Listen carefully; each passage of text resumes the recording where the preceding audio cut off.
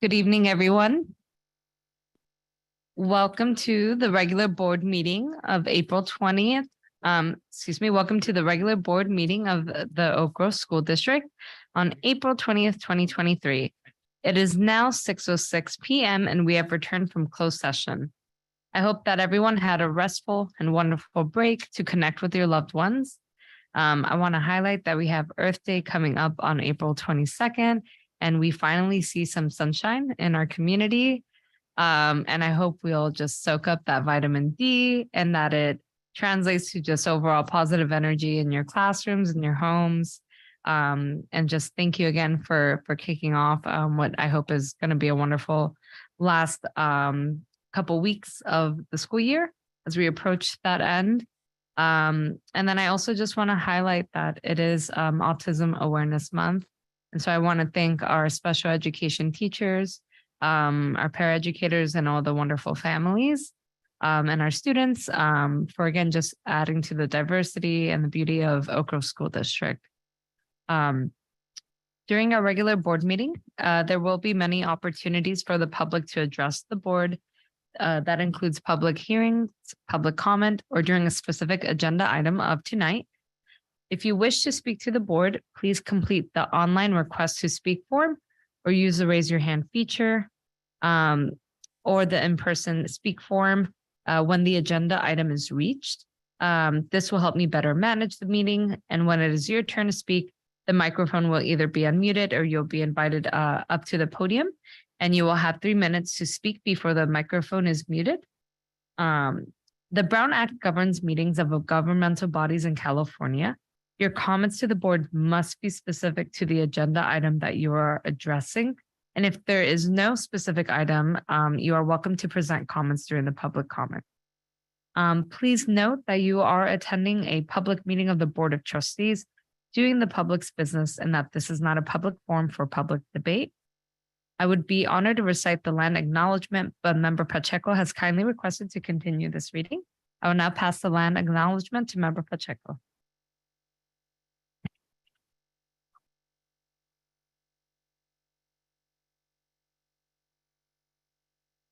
We acknowledge that the Oak Grove School District and our schools occupy the unceded territory of the Muwekma Ohlone Nation, the sovereign nation and original peoples of the skies, land, and waters where we work and learn. The Muwekma Ohlone people are the stewards of these lands and of the teaching and learning that comes from in response to the needs of the land and people who share it. May our daily lives and work, research, teaching, community engagement support the evolving vision of Muwekma Ohlone for their community and these lands. Thank you. Thank you. Superintendent Monzo, will you please lead the flag salute? Yes, thank you. If you can join me.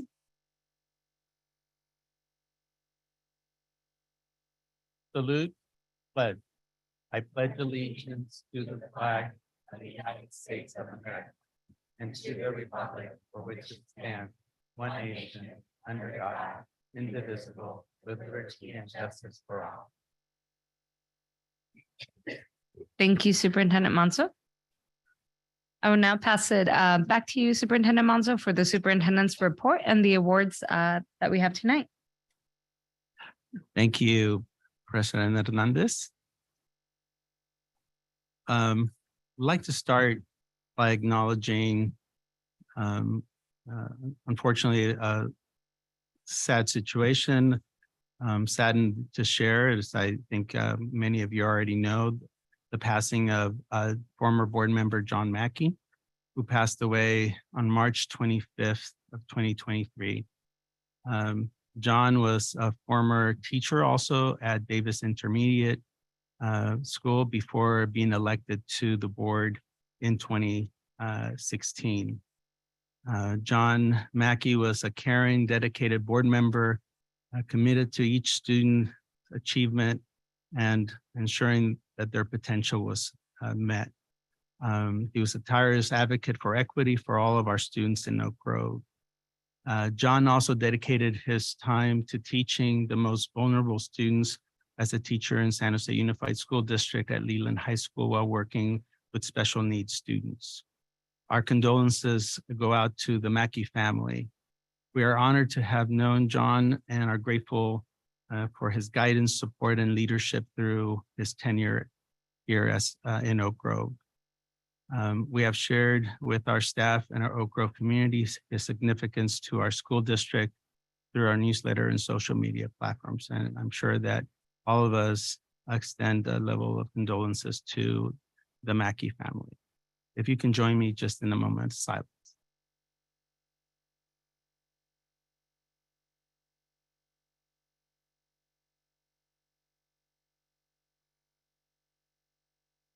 Thank you.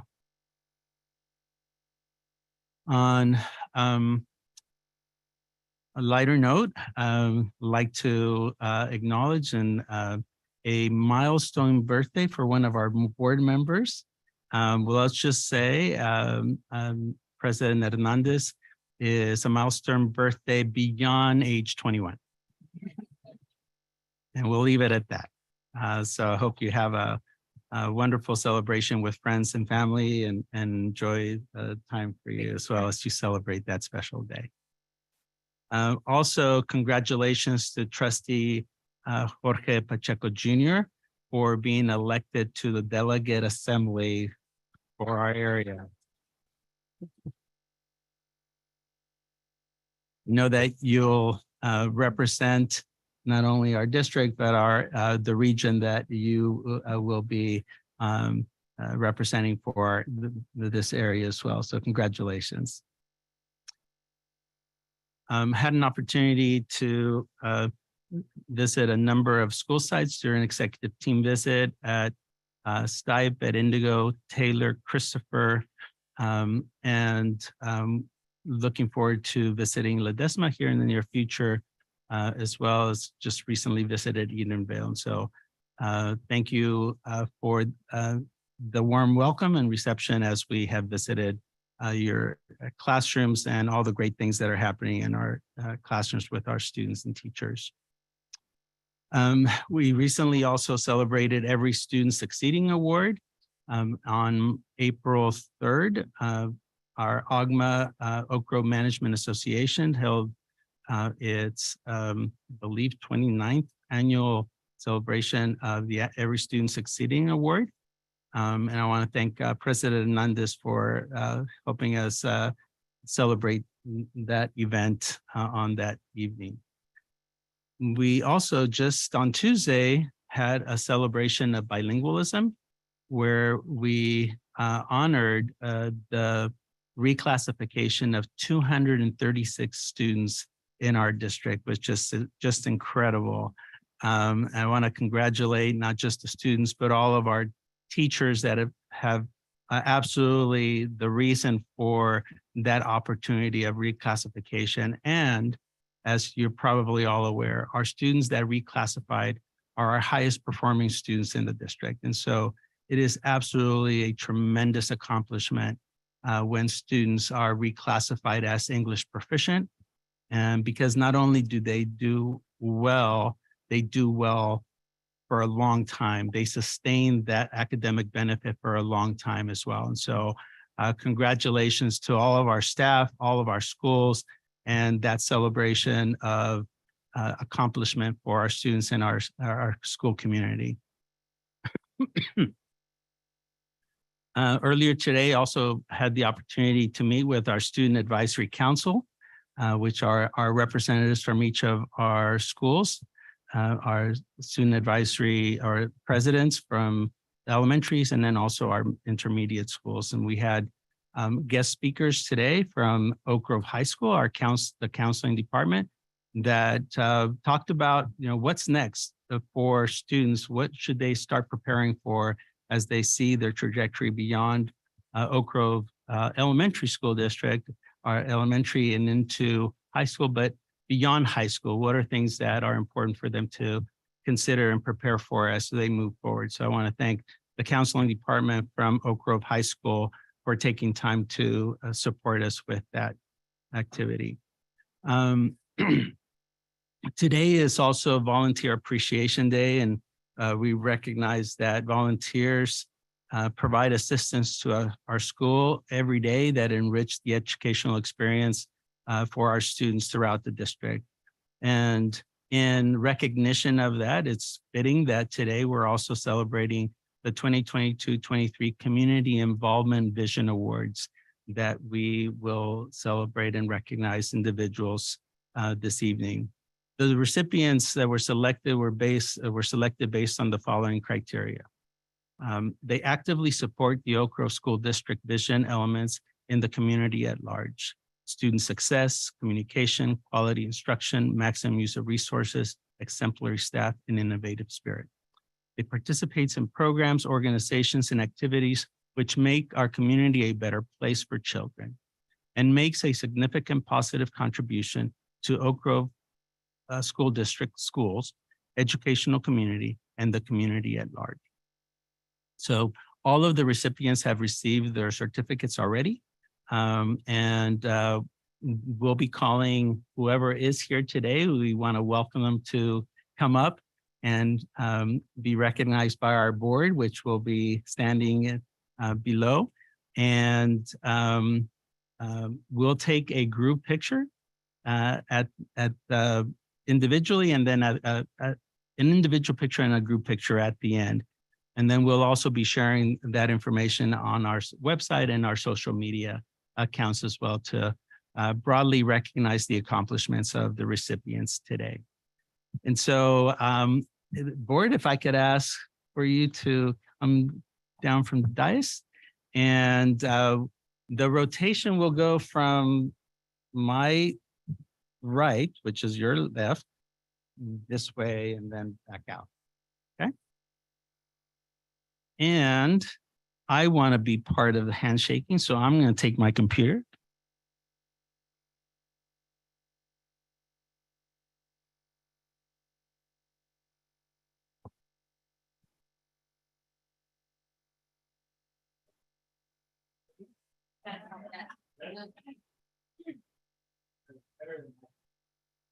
All right, so starting with Anderson, we have Audrey, Oscar Phone, parents, class,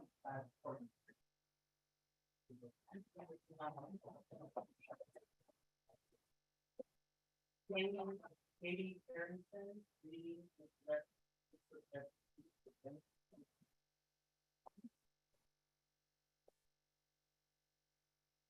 from Alden Elementary, Michelle Carroll, first grade teacher.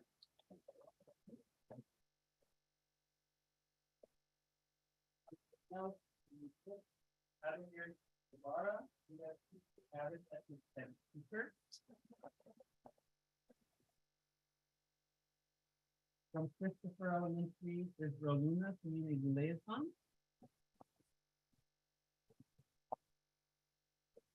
From Davis Intermediate, Medina Guerrero, school counselor.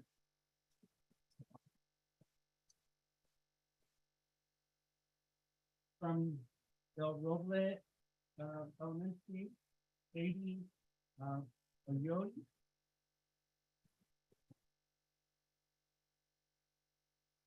From Del Roble Student Bilingual Immersion, Jay Flynn. From Edendale Elementary, Luis Robles.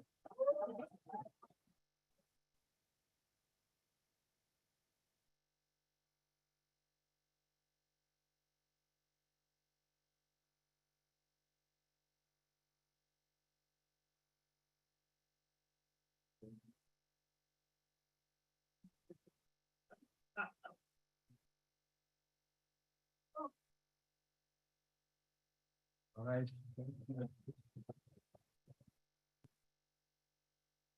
From Educational Services Department, Jesse Rowe, partner coach.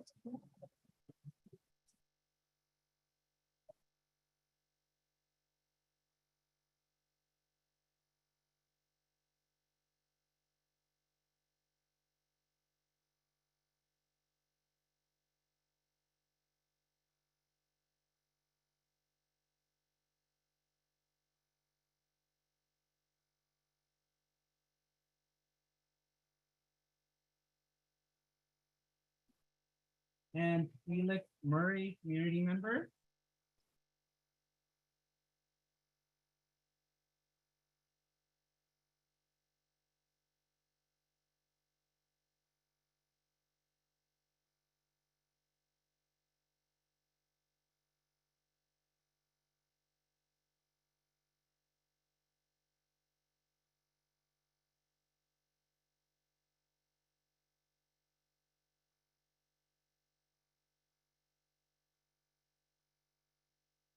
From Frost Elementary, Elizabeth Valencia.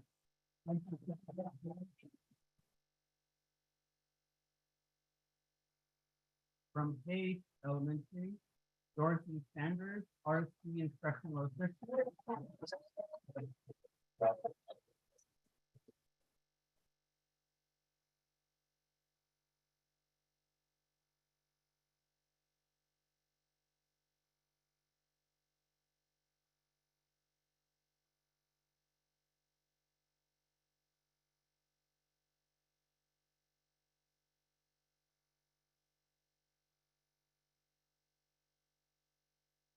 From Hayes Elementary, U. Aria.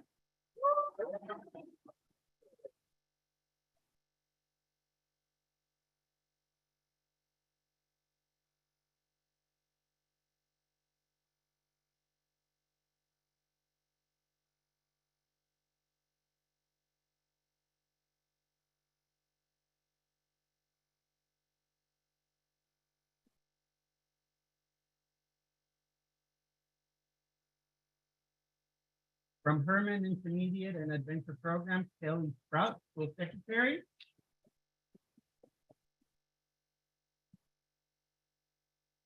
And Barbara McGuire, Math and Leadership Teacher.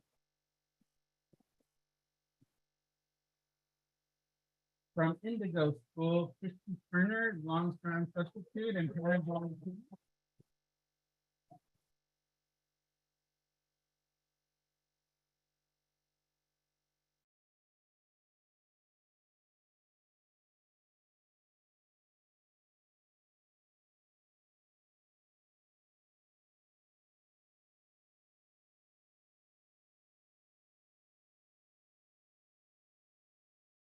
From Ledesma Elementary, Henrik Bailey, noon duty supervisor and parent volunteer.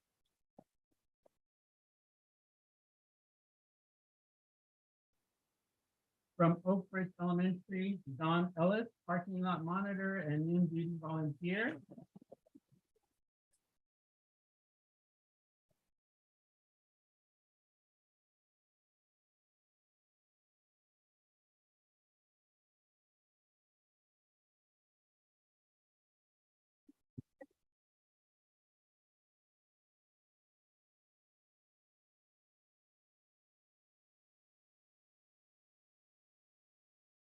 From Parkview Elementary, Martha Prado, transitional kinder teacher.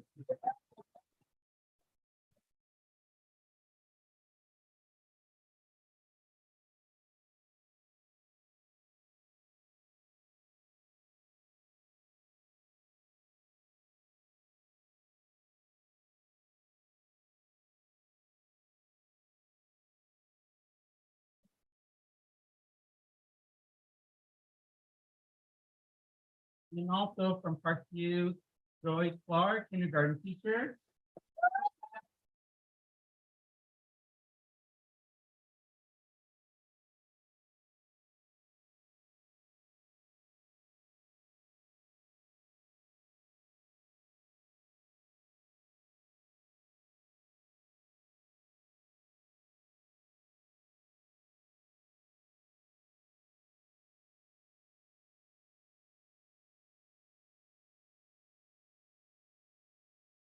From Sakamoto Elementary, Margaret Hestai, community member.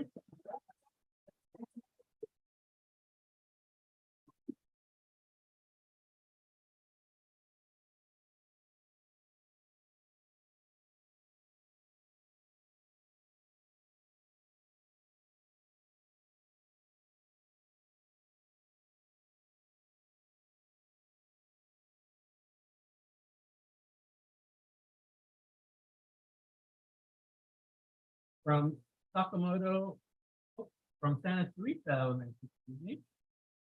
Rahul Jain, Women's School Club Association President.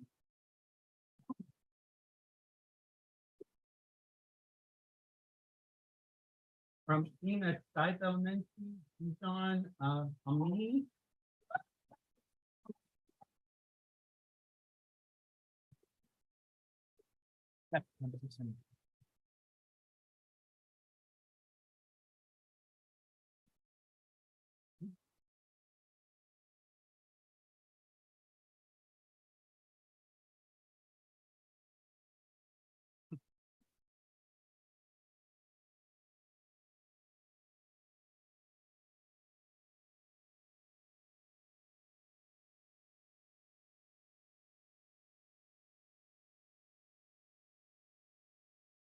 My apologies, I missed one. I apologize. From Santa Teresa Elementary, Lisa Dorr, current volunteer.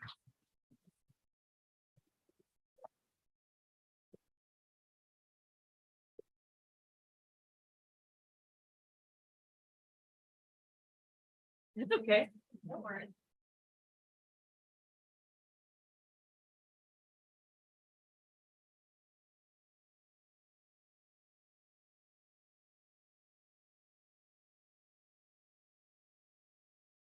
From SEMA site, Teresa Odin, current volunteer.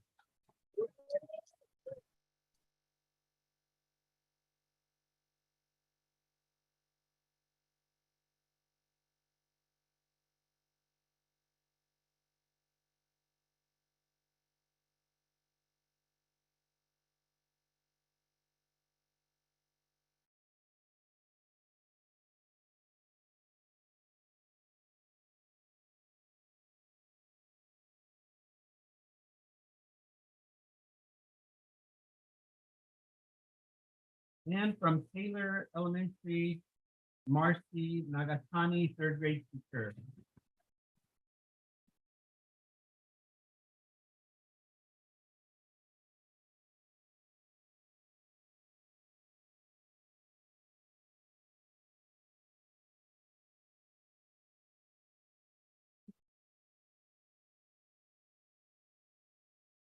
Bye, third grade.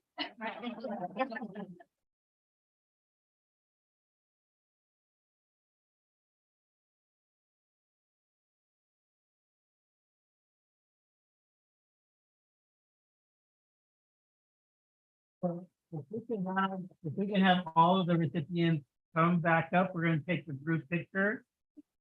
And have to squeeze in.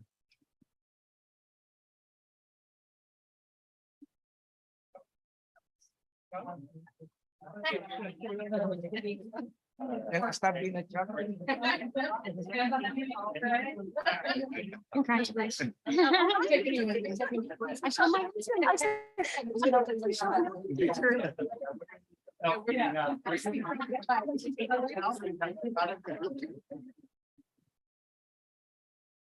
Where are we looking?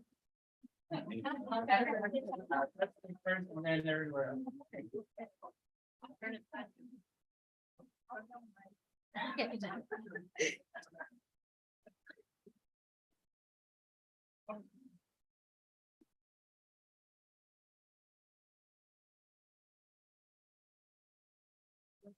Now the podium, let's look at the podium.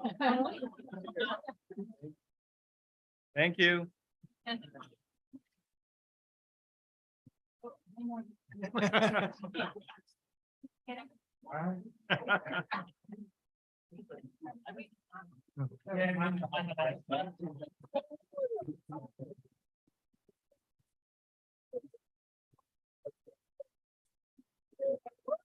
Thank you so much, everyone. We're going to take a short break, about a 5-minute break, and then we'll resume the meeting.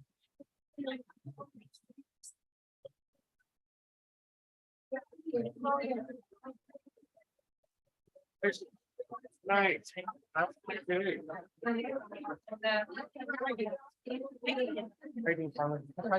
We're on. How you doing? Good. Hi, how are you?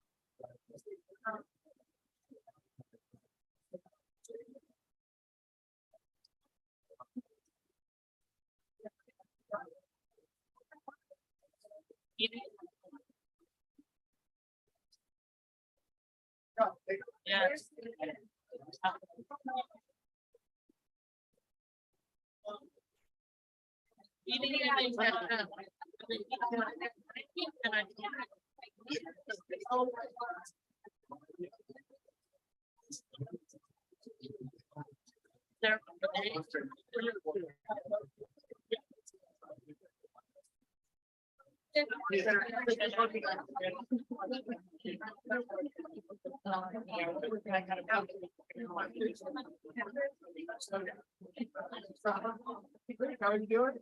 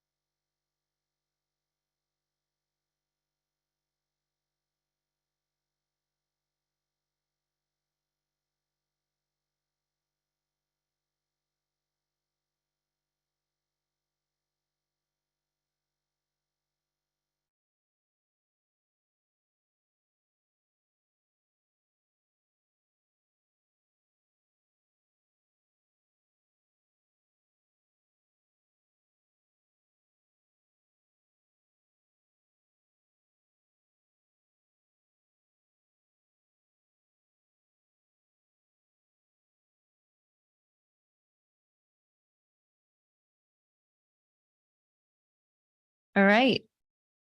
Thank you, everyone. We will now resume to our regular board meeting of tonight.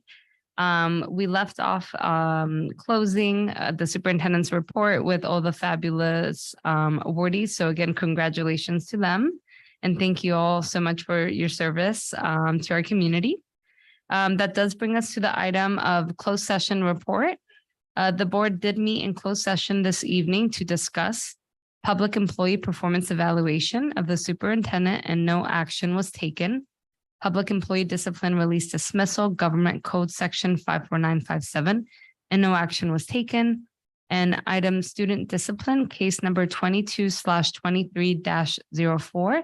And the board did move to expel pupil 22/23-04 through January 12th, 2024. Based upon the successful completion and documentation of completion of all rehabilitation requirements, pupil 22/23-04 may petition the Oak Grove School District or subsequent school district for reinstatement at a comprehensive public school. The board did vote, and it was a unanimous vote with 5 ayes. This brings us to our next item. Excuse me. Item 4.1. Public hearing on resolution to increase school facilities fees. Before I open the public hearing, would we be able to hear from Superintendent Monso and Mr. Evans? Yes, I'm going to turn this over to Associate Superintendent Evans to do a brief introduction to this item. Yes, thank you. This is a public hearing on the resolution to increase school facilities fees, also known as developer fees.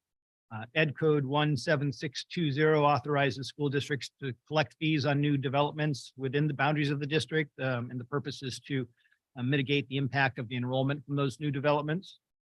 The state allocation board sets these rates every couple of years, and currently they are $4.79 per square foot for residential and 78 cents per square foot for commercial.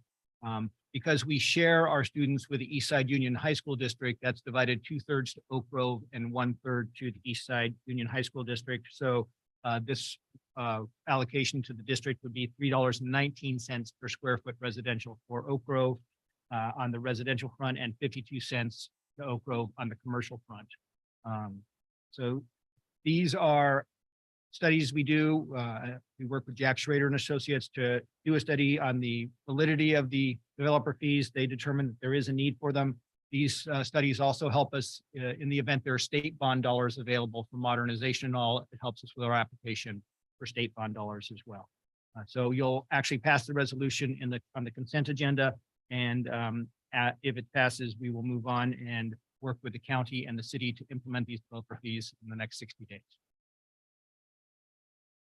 Okay, thank you so much, Associate Superintendent Evans. So at this time, we will now open the public hearing on resolution to increase school facility fees or developer fees. There are no comments from the public.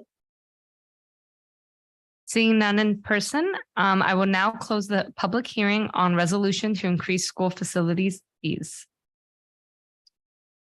Our next item is public comment. At this time, I will open the floor, and it is an opportunity for individuals to address the board on any school-related issue, which is not part of this evening's agenda. I do see some speaker cards. So Renee Rotherston.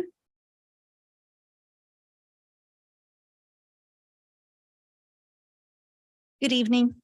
Today is April 20th, and I felt the need to come back and speak, as I felt back in September, back in October, back in November. And since I was told change takes time, I've waited. I'm coming today as I worry about next year. Not enough change in the areas of need have occurred or have been communicated that they will be corrected for next school year. I do want to say thank you for the increased 30 minutes of paid time for IAs for bus duty support, ensuring that we start our day right for our students. And the roving consistent IAs, what a blessing this has been. They help us when we're shorthanded, increase behaviors that require increased help for us, which seems to be ongoing all year, as well as we actually get a break and know we don't have to rush because our teachers and our students still have support. I just hope that this wasn't a one-year bandage. I hope you will continue it as it has been needed for years and more than ever. This should not be removed for next year for the sake of our kids. However, I am curious, what is happening with the decreased class sizes? We need an MOU, I hear. I also hear it's possible, but I hear we don't want to set a precedent. This is not okay.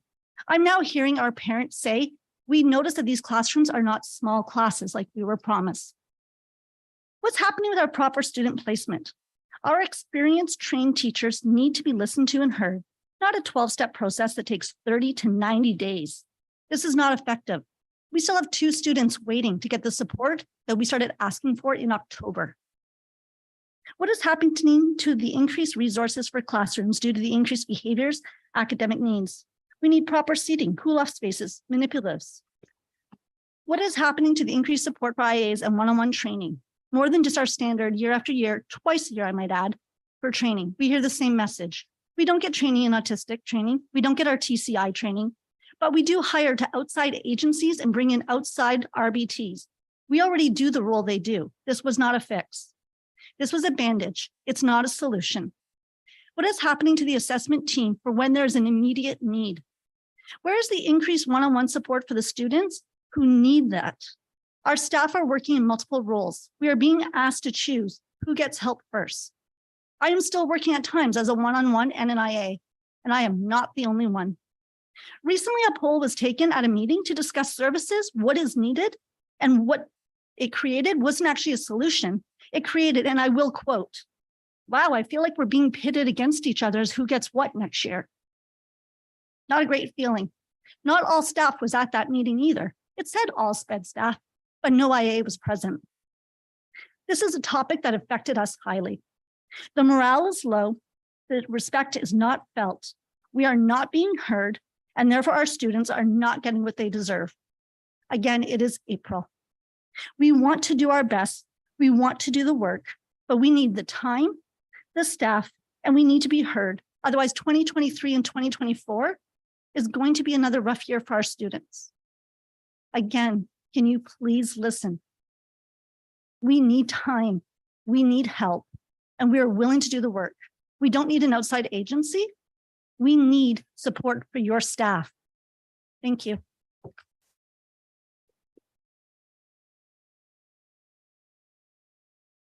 Thank you. Wendy? Hi, I'm an instructional assistant and I've been with the district for 17 years.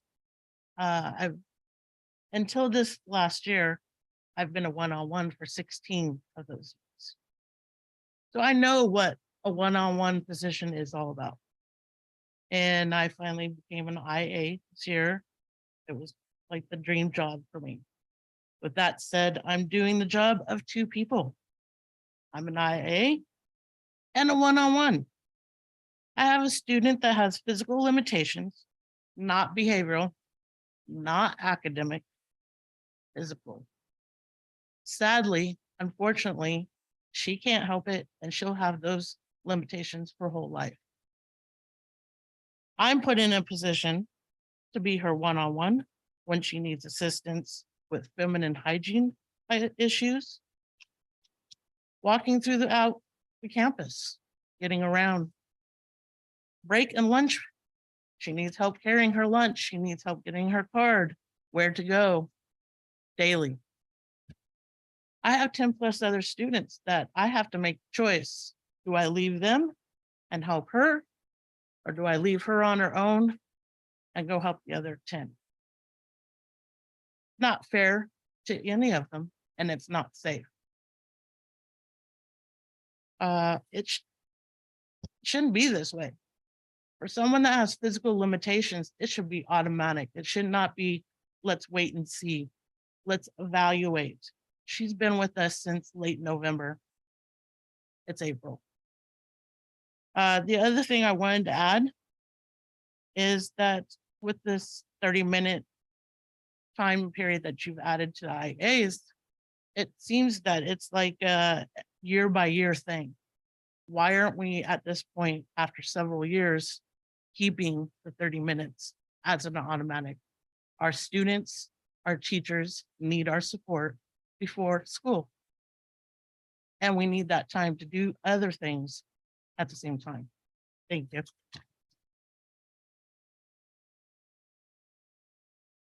Thank you. Selena?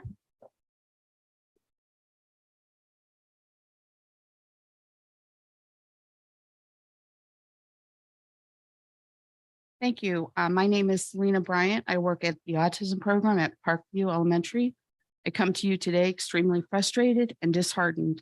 We came here at the beginning of the year to support our teachers and to support our classroom. We came because we are passionate about our jobs and our students. We stood in front of you for 3 months in a row begging for more support in our classrooms. We asked for additional IA and extra 30-minute coverage. These were asks not out of want, but out of necessity for safety of our children. And while you gave us the 30 additional minutes this year, we know we are going to have to stand in front of you again next September, begging for the same additional minutes. It is ridiculous that we have to beg every year for something that should be given without tears and wasted energy. We have stood in this exact spot, September, October, and November, every single meeting pleading for the same thing. Support. We have had 7 months to figure something out, and we still have nothing. We are exhausted, we are frustrated, and we feel alone. We are doing our best to support our teachers, but they are burnt out as well. We are working early and late just to stay afloat in our classrooms. We are not being compensated for any of it. In addition, the additional IA, if we had an additional IA, I wouldn't be here on my night off. We need more hands in the classroom, and we need allocated time to work with our teachers so we aren't working unpaid hours during the week. This isn't fair. And to top it all off, your solution is not to pay us an additional hour, but to hire people from an outside agency. I have worked for this district for 17 years, and you cannot give us an additional hour, but you can hire RBTs and one-on-ones from an outside agency just to save some money. It's disgusting and insulting. Hiring people from a private agency is a slap in the face to every dedicated union worker in this district. This private agency does not send substitutes when their IAs are out sick, and they're receiving training that district employees are not being offered, but this district is about equity, right? The decision to employ people from outside the district is absolutely demoralizing to us all. Thank you.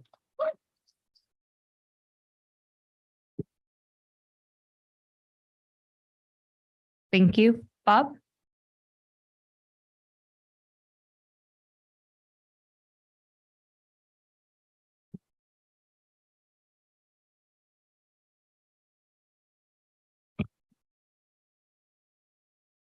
Good evening, board.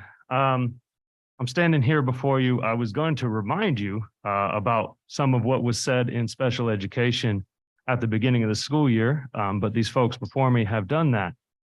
So I will just go ahead and let you know, I have had the privilege to attend multiple dinners that we've had with our special educators in OGEA, including our school psychologists, our speech and language pathologists, as well as our SDC and RSP teachers. And in there, a lot of the issues came up. None of them have gone away. They haven't been dealt with. There is a problem with special education in this district, and it is up to this board to demand changes. It's not going to happen until that happens. Just as a recap of some of the highlights, you are drastically understaffed with school psychologists. Any place that has an SDC class should have a full-time school psychologist. You are understaffed in that area. SLPs, you are relying on contractors, and you still have students receiving virtual speech therapy services. Any parent out there listening should consider demanding a copy of their parent rights if your child is receiving virtual speech therapy services. Contractors, you are over relying on contractors. Contractors have no loyalty to this district. They're here for a paycheck and they're gone tomorrow. You need to hire people in-house. We need to get rid of this reliance on contractors. Recently at Ledesma, we lost a very talented BCBA because she was a contractor. And guess what? She got hired on as a full-time job in another district. That's not acceptable. You need to be working on the appropriate placement of students. Students are still not appropriately placed in our district. Let's talk about violence. Violence against teachers, IAs, other staff. That has not gone away. It is a problem. Just today at Ledesma, we had a violent incident with a student towards a staff member. We need to make sure we are appropriately staffed at all levels. Instructional assistants, we need to have enough of them. Just today at Ledesma, the IA from our RSP class was pulled so that she could work in the SDC class. We need to have enough staffing of IAs. And for goodness sake, would you find the money to pay them to retain them in this district? Class sizes in SDC. Class sizes in SDC still needs to be dealt with. You need to figure out what the appropriate class sizes are, and it's not what the contract says. It can go lower. That is a ceiling. Okay? Free appropriate public education. Are we in compliance everywhere? And finally, I hear the bell.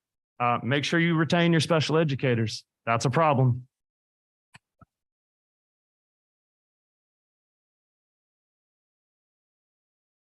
Thank you, Bob. Brandon? Good evening. Unsupported students, unsupported staff members, outside contractors, IEP violations. Pardon me if I feel like a broken record here. You've heard this before. How many times do you need to hear it? Last time I spoke before you, my demeanor was quite different. If you recall, I was rather fired up. I was rather angry.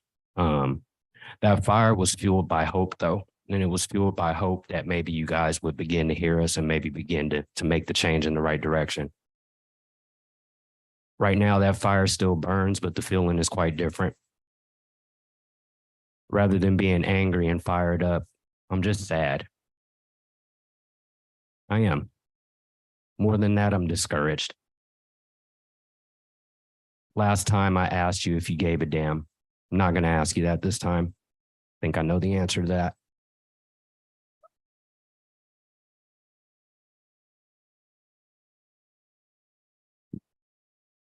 Thank you. Reason?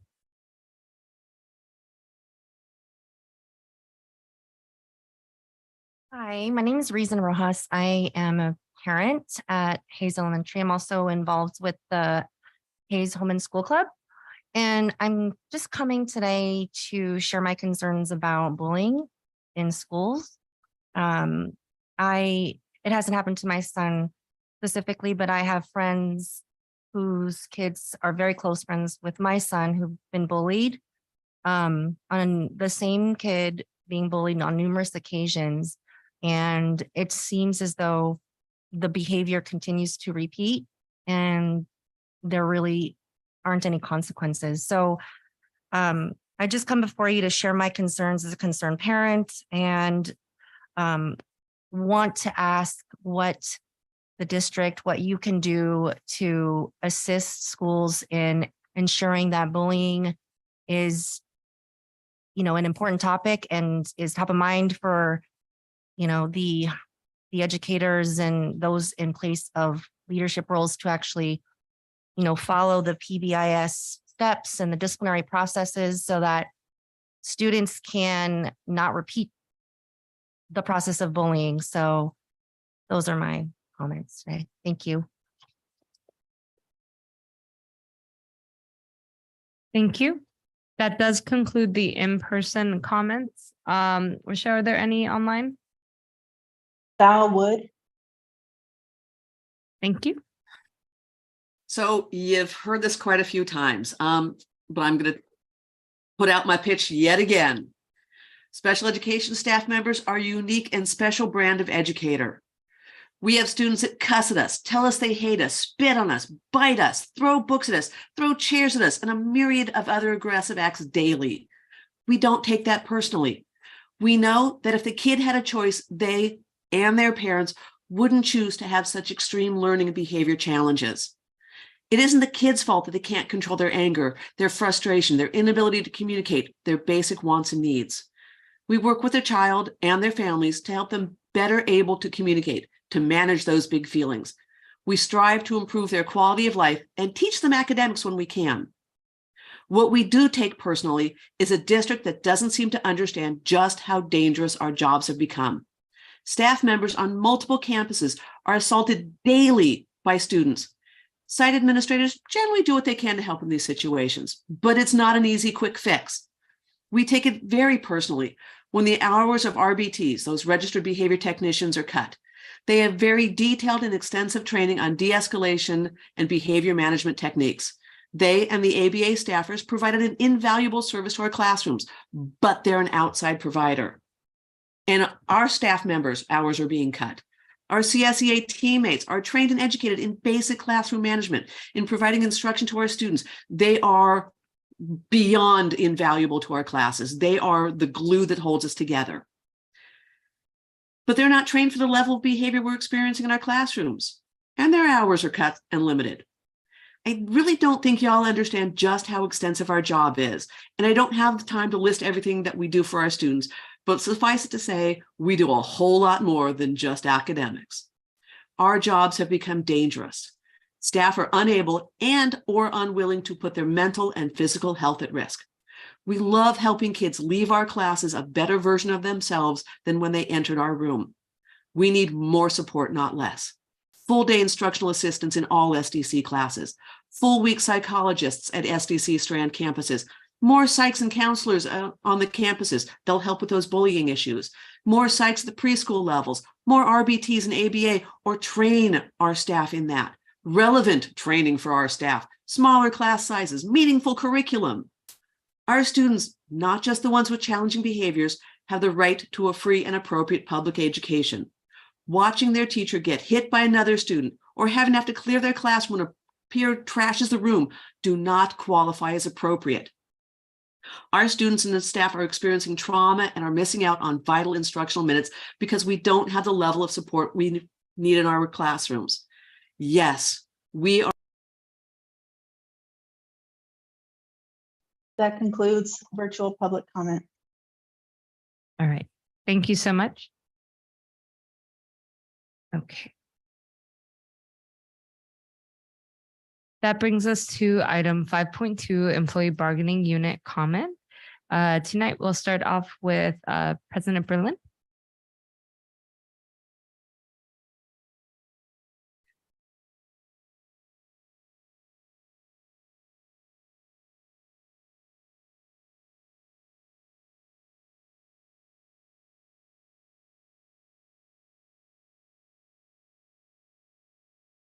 Good evening, board, community, and executive team. I wanted to start off by sharing with you that we have been moving forward with our organizing for community schools in Oak Grove.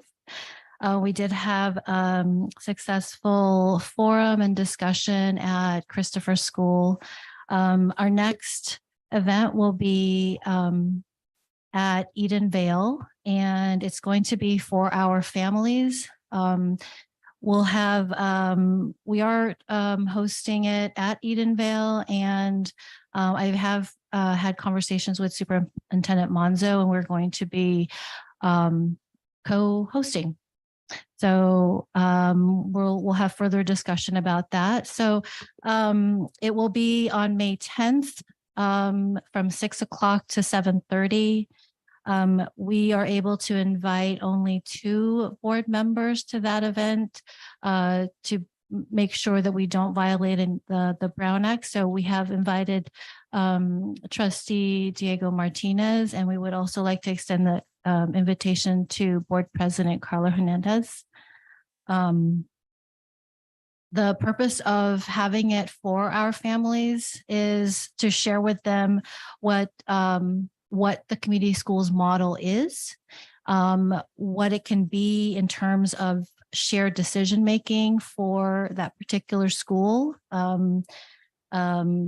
what needs assessments we would do with the community, and then how can that actually look, and give some, concrete examples of what that might look like for the Edenvale community.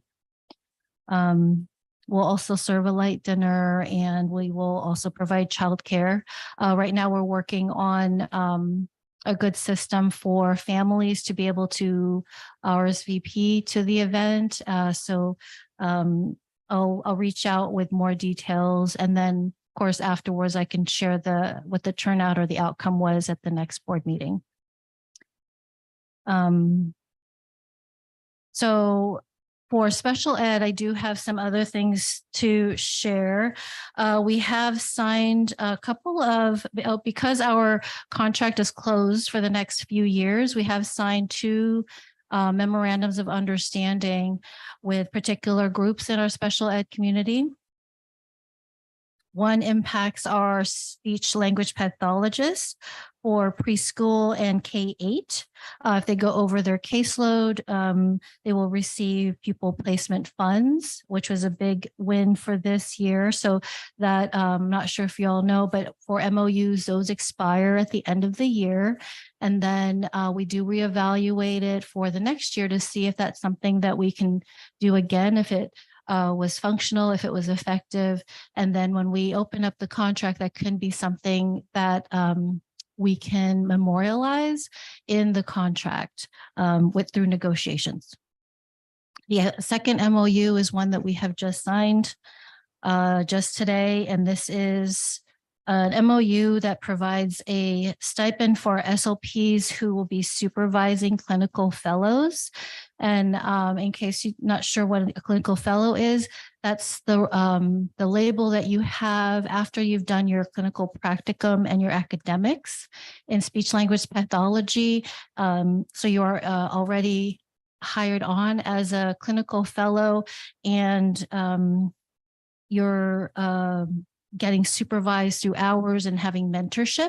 And so we have SLP leads who have been doing supervision. And so this is a way to make it more formal and give it some structure, and also provide some compensation for the mentorships that they provide.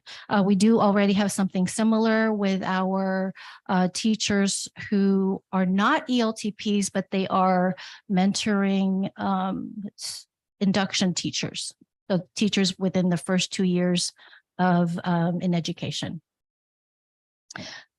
The most recent development that's been really troubling that I wanted to share with you, one, to invite you to help in this cause, to have this conversation with each other, but also with other connections you may have in the Santa Clara County Board of Education.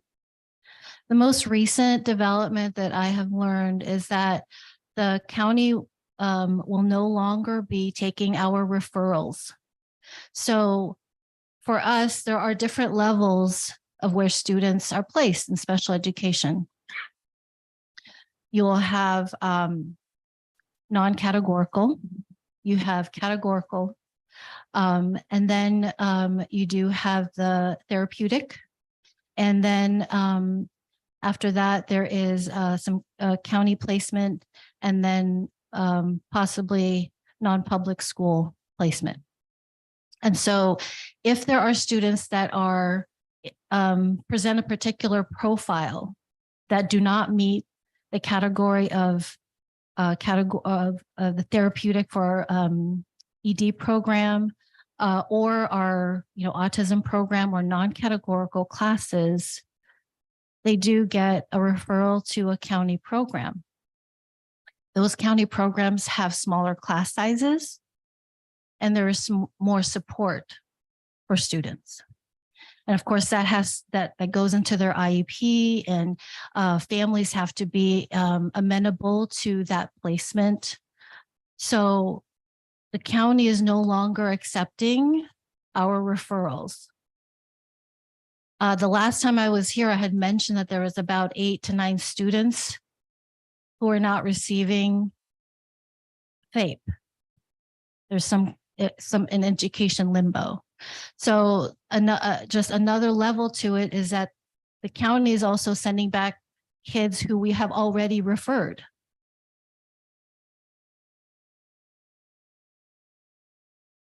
So just kind of take that in for a minute. These are students who we have already determined need a different environment than what Oak Grove special ed classes have had designed to provide. So we have to figure out a way to, in the interim, what services we can provide for those students. We as a union will be reaching out to other leaders in the County Board of Ed, but you in your situation and your seats, you have the privilege of having some of those connections already. I can also reach out, and some do know me and they do know Oak Grove. But I know that some of you already have those connections to be able to reach out and find out what's going on. Because I'm really wondering how can we serve our students the best? And if it's not going to be them, then we can really gather our resources for the students who are coming back and the students who cannot be referred anymore. From the things that from what folks have already testified this evening, there's already limited resources, which is already escalating the issue, because it's hard to, it's already difficult with what we have with the students that we are already trying to serve, let alone students who we were trying to get smaller class sizes for and other services for, and now that's not going to be possible. So I believe the number is about 80 students who we have at the county level, about 15 maybe getting referred back to us. We don't have a plan yet. And I know this is new news, but I do want to urge all of us, it's like all hands on deck. We have to figure this out.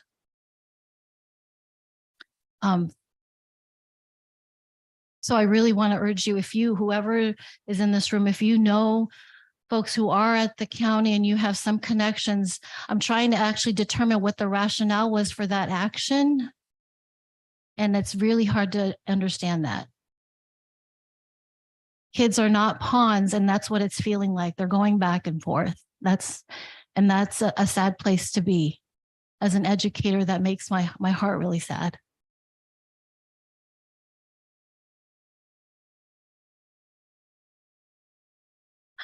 So I'm going to be reaching out to other leaders in the county.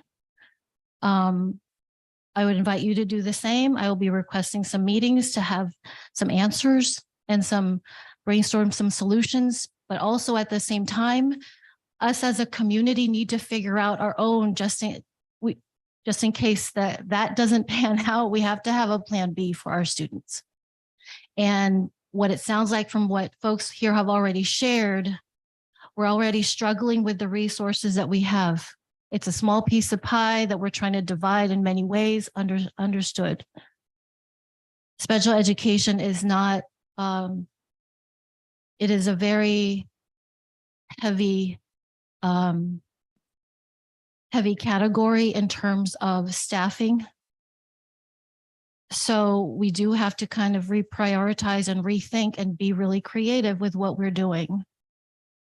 If we really want to be the people that we're saying that we are educators, that we want to serve our students in our community the best way we can. We cannot keep adding and adding to what we're doing and thinking we're going to get different results. We need to agendize special ed as we had tried to do at the beginning of this year. And I'm really urging you, President Hernandez, to really be thoughtful about that. This is a crisis, and we need to work on this crisis as a community. It can't be a top down, he said, she said, kind of telephone game. It's not going to work that way. And it's feeling like it's April already, so we're running out of time for this year. And I understand things cannot happen overnight, but we do have to work on it. And I do appreciate the efforts that have been happening slowly, but it's not enough. I wish it were enough, and it's not. Apparently, it's not enough. The students coming back for the county, that's not enough. So if they're not going to provide for what we need to provide what we need.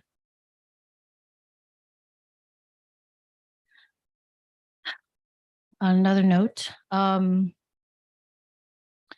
we held a campaign to support and collect more signatures for the sale and the development of the glider property. And we were able to collect about 300 signatures from our families. And then we'll be doing more of that also at the next community event and hopefully at some open houses the next few weeks. And we'll also try it at the next community event at Cinco de Mayo. Please feel free to contact me for any additional information, or if you'd just like to have a conversation or hear and maybe brainstorm some ways or figure out some ways that we can solve this problem. I really care about this community. And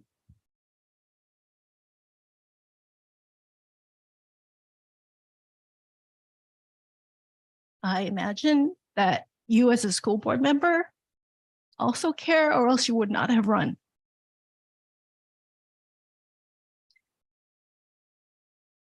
This concludes my report.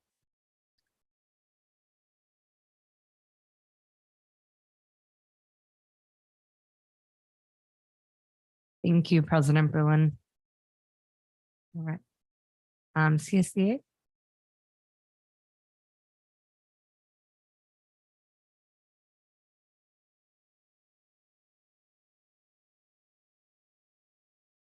Good evening, buenas noches. I will be going back and forth. Voy a estar entre las dos idiomas.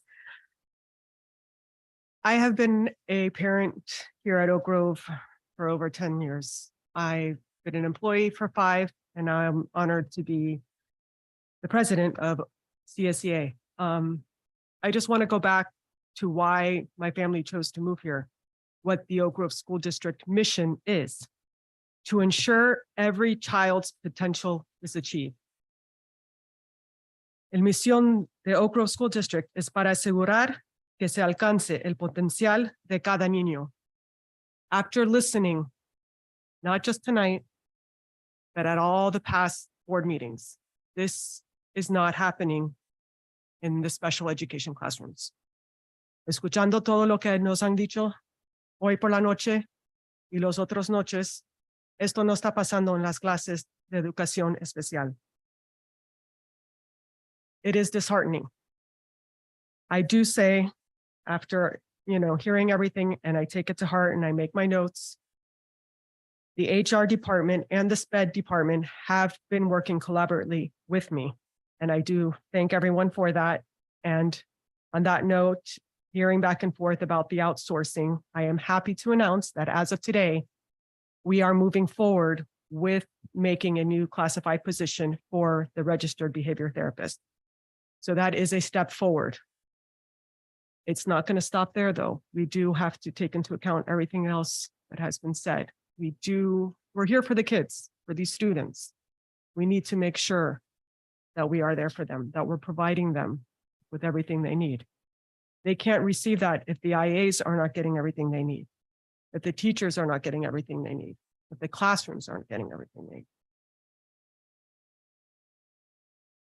Después de escuchar todo lo que hemos escuchado, quiero dar las gracias al Departamento de Recursos Humanos y también al Departamento de Educación Especial, que han trabajado mucho conmigo este año. Y quiero anunciar que desde hoy para el año que viene ya estamos en el proceso de agregar una posición nuevo para los miembros de empleados clasificados para los RBTs. Entonces ya no va a estar outsourced, van a ser nuestros empleados. Es un paso para adelante, pero todavía nos faltan muchos pasos. Nuestros estudiantes es la razón que estamos todos acá. Es la razón porque me despierto yo por las mañanas y voy al trabajo. Son ellos, a verles sonreír y saber que estamos ahí para ellos. Esto no está pasando ni para los estudiantes ni para los empleados en la clase. Entonces, I'm just begging and I'm asking for this collaborative, work that we've been doing to continue, to end this year strong and to start off the next year strong. Lo que pido ahora es que seguimos trabajando juntos para el final de este año y para el principio del siguiente año. Gracias. Thank you.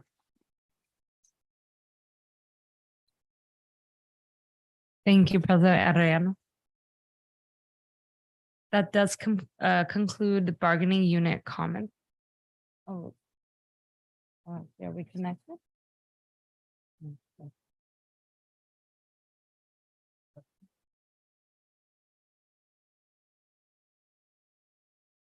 Or maybe not. It might just be here, but I see that we're still live on the YouTube channel, so. Okay. Yeah, so we're still, Okay, wonderful. Do we have any representation from AFSCME?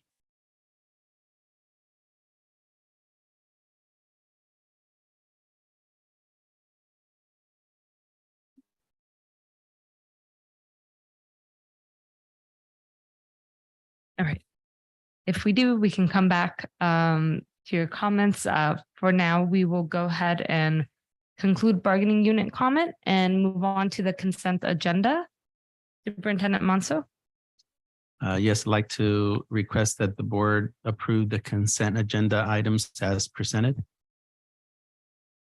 I move that the board approve the consent agenda items as submitted. Second. Okay. Any public comment at this time regarding consent agenda? Seeing none in person, do we have any online? None virtually. Thank you. All right. Trustees, any comments? Okay. Seeing no trustee comments, we have a motion. May we please have a roll call? Member Martinez? Aye. Member Jacob?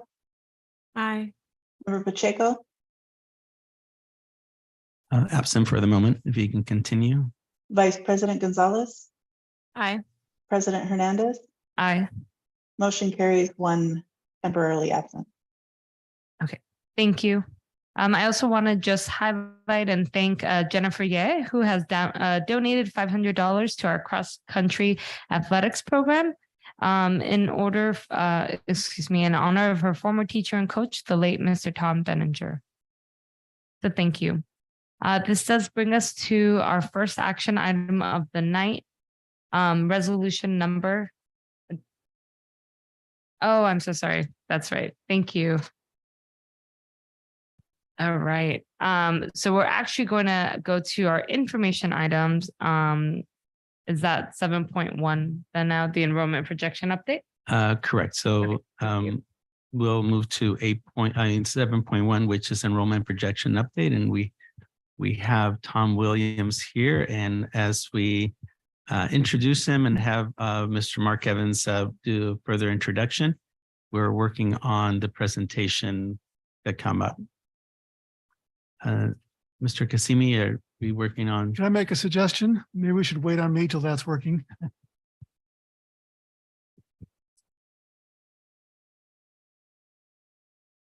I think the next presentation is also needing the projection. And so we'll probably have to figure this out. So before we move on anyway. Okay. Is there any introduction comments before we? Just a brief one. The staff here at the district has worked with Thomas Williams. He's from enrollment projection consultants, and he's been doing the district demographics since 1995. So he's going to share a summary of the report and the presentation to kind of take a look forward for the next several years on what our enrollment projections would be and how that would impact our planning for the years ahead. Without the PowerPoint, I cannot proceed.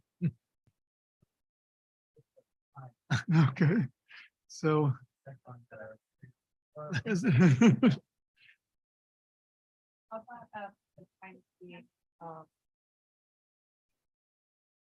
Wait.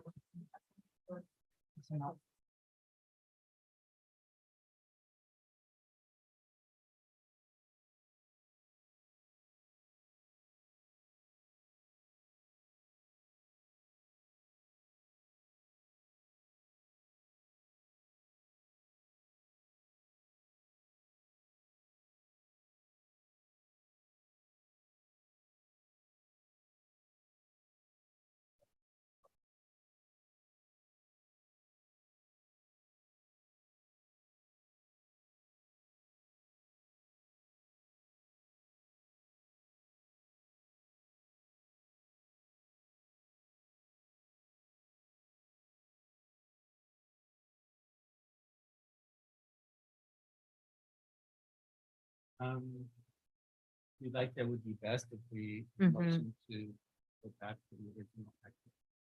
If we motion to go back to the original action items until we're able to resume with the amended agenda.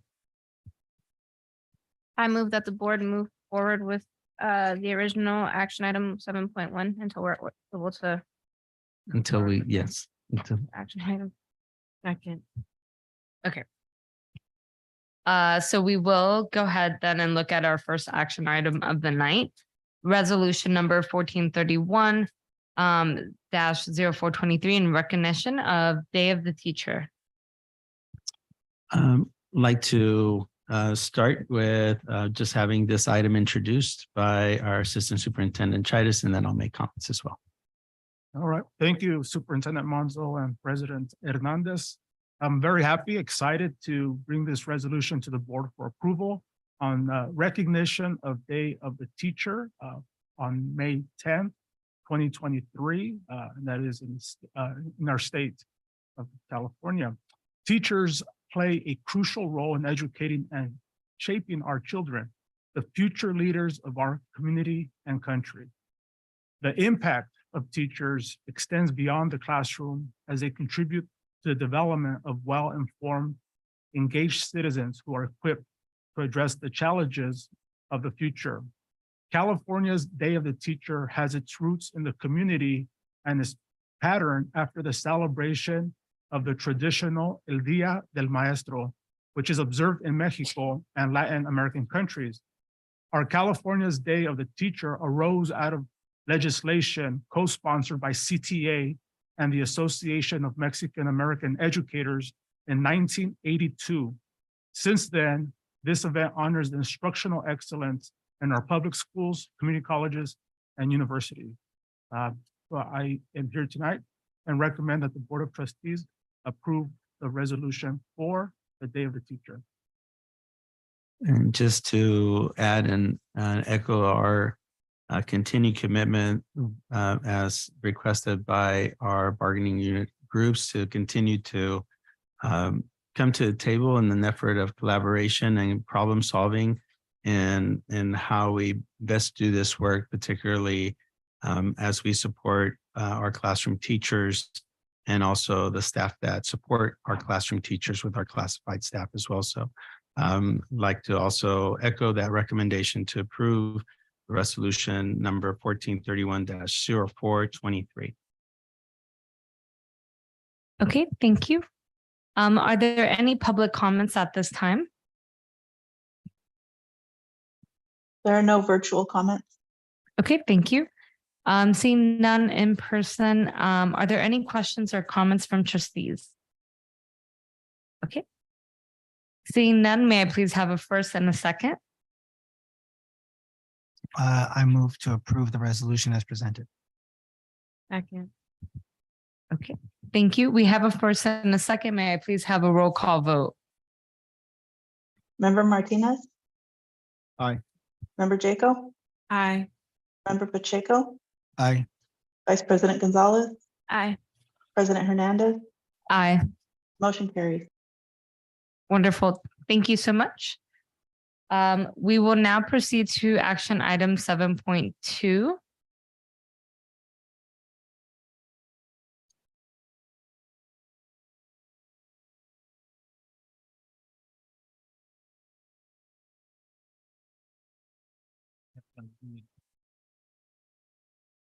Just one moment, please, while we still deal with the technical challenges.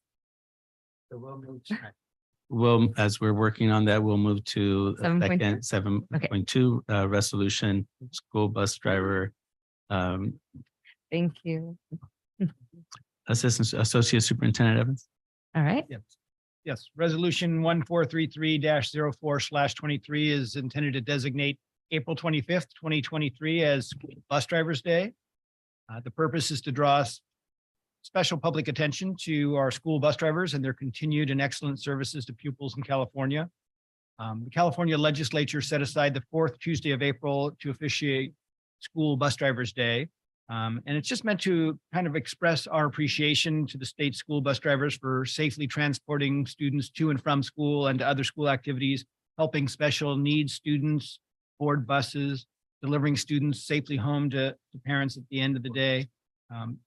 Our school bus drivers are oftentimes the first district employees students see and the last as they get off the bus to go home. So they play a great role in supporting our students via positive interactions.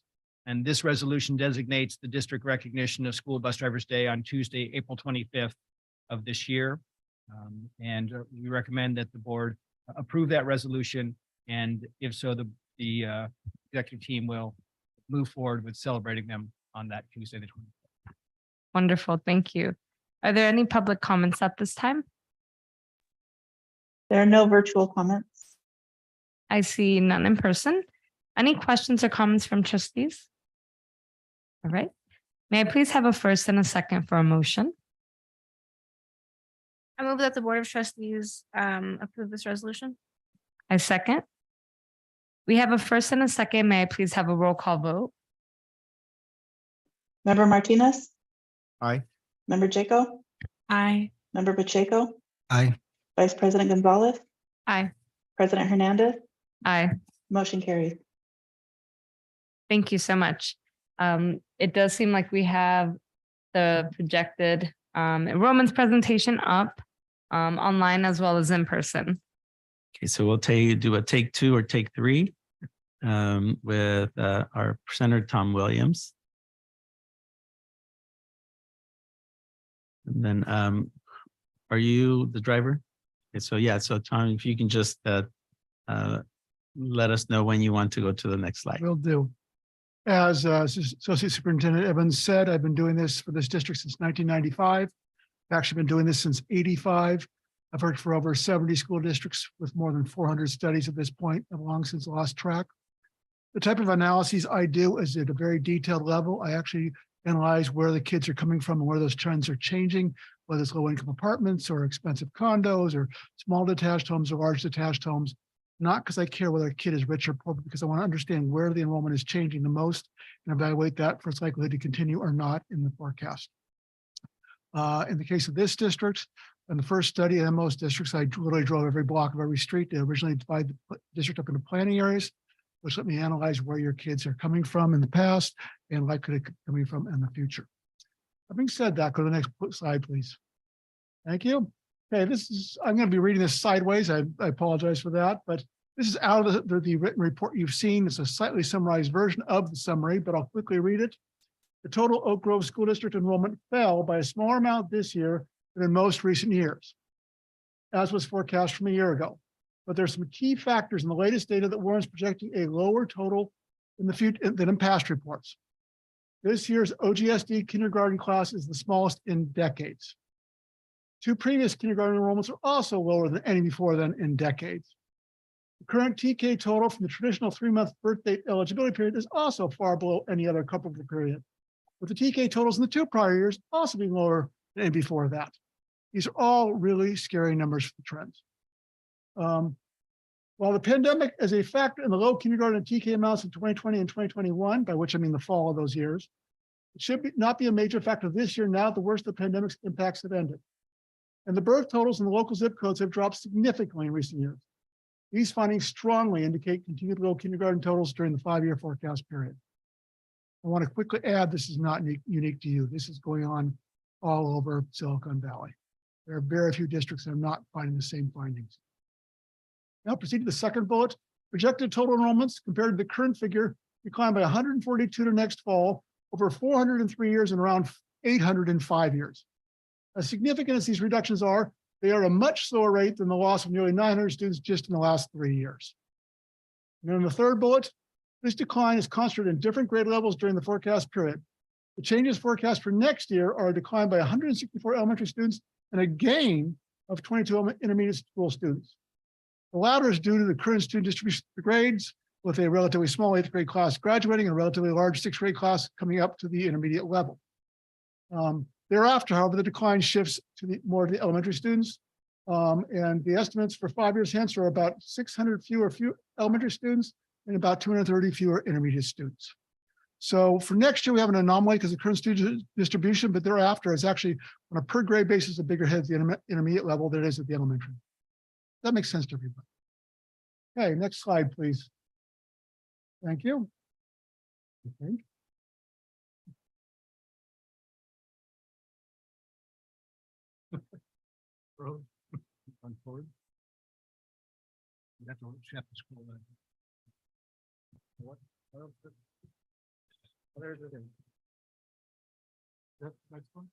I believe so, yes. That's good. Okay. This is the projected enrollment. The historic enrollments is 2015 and the projected enrollments for 2027. The historic enrollment is at the top. I want to point out, oops, it just went too far. Come back one, please. Go back a couple, actually. It moved on its own. I'm not touching.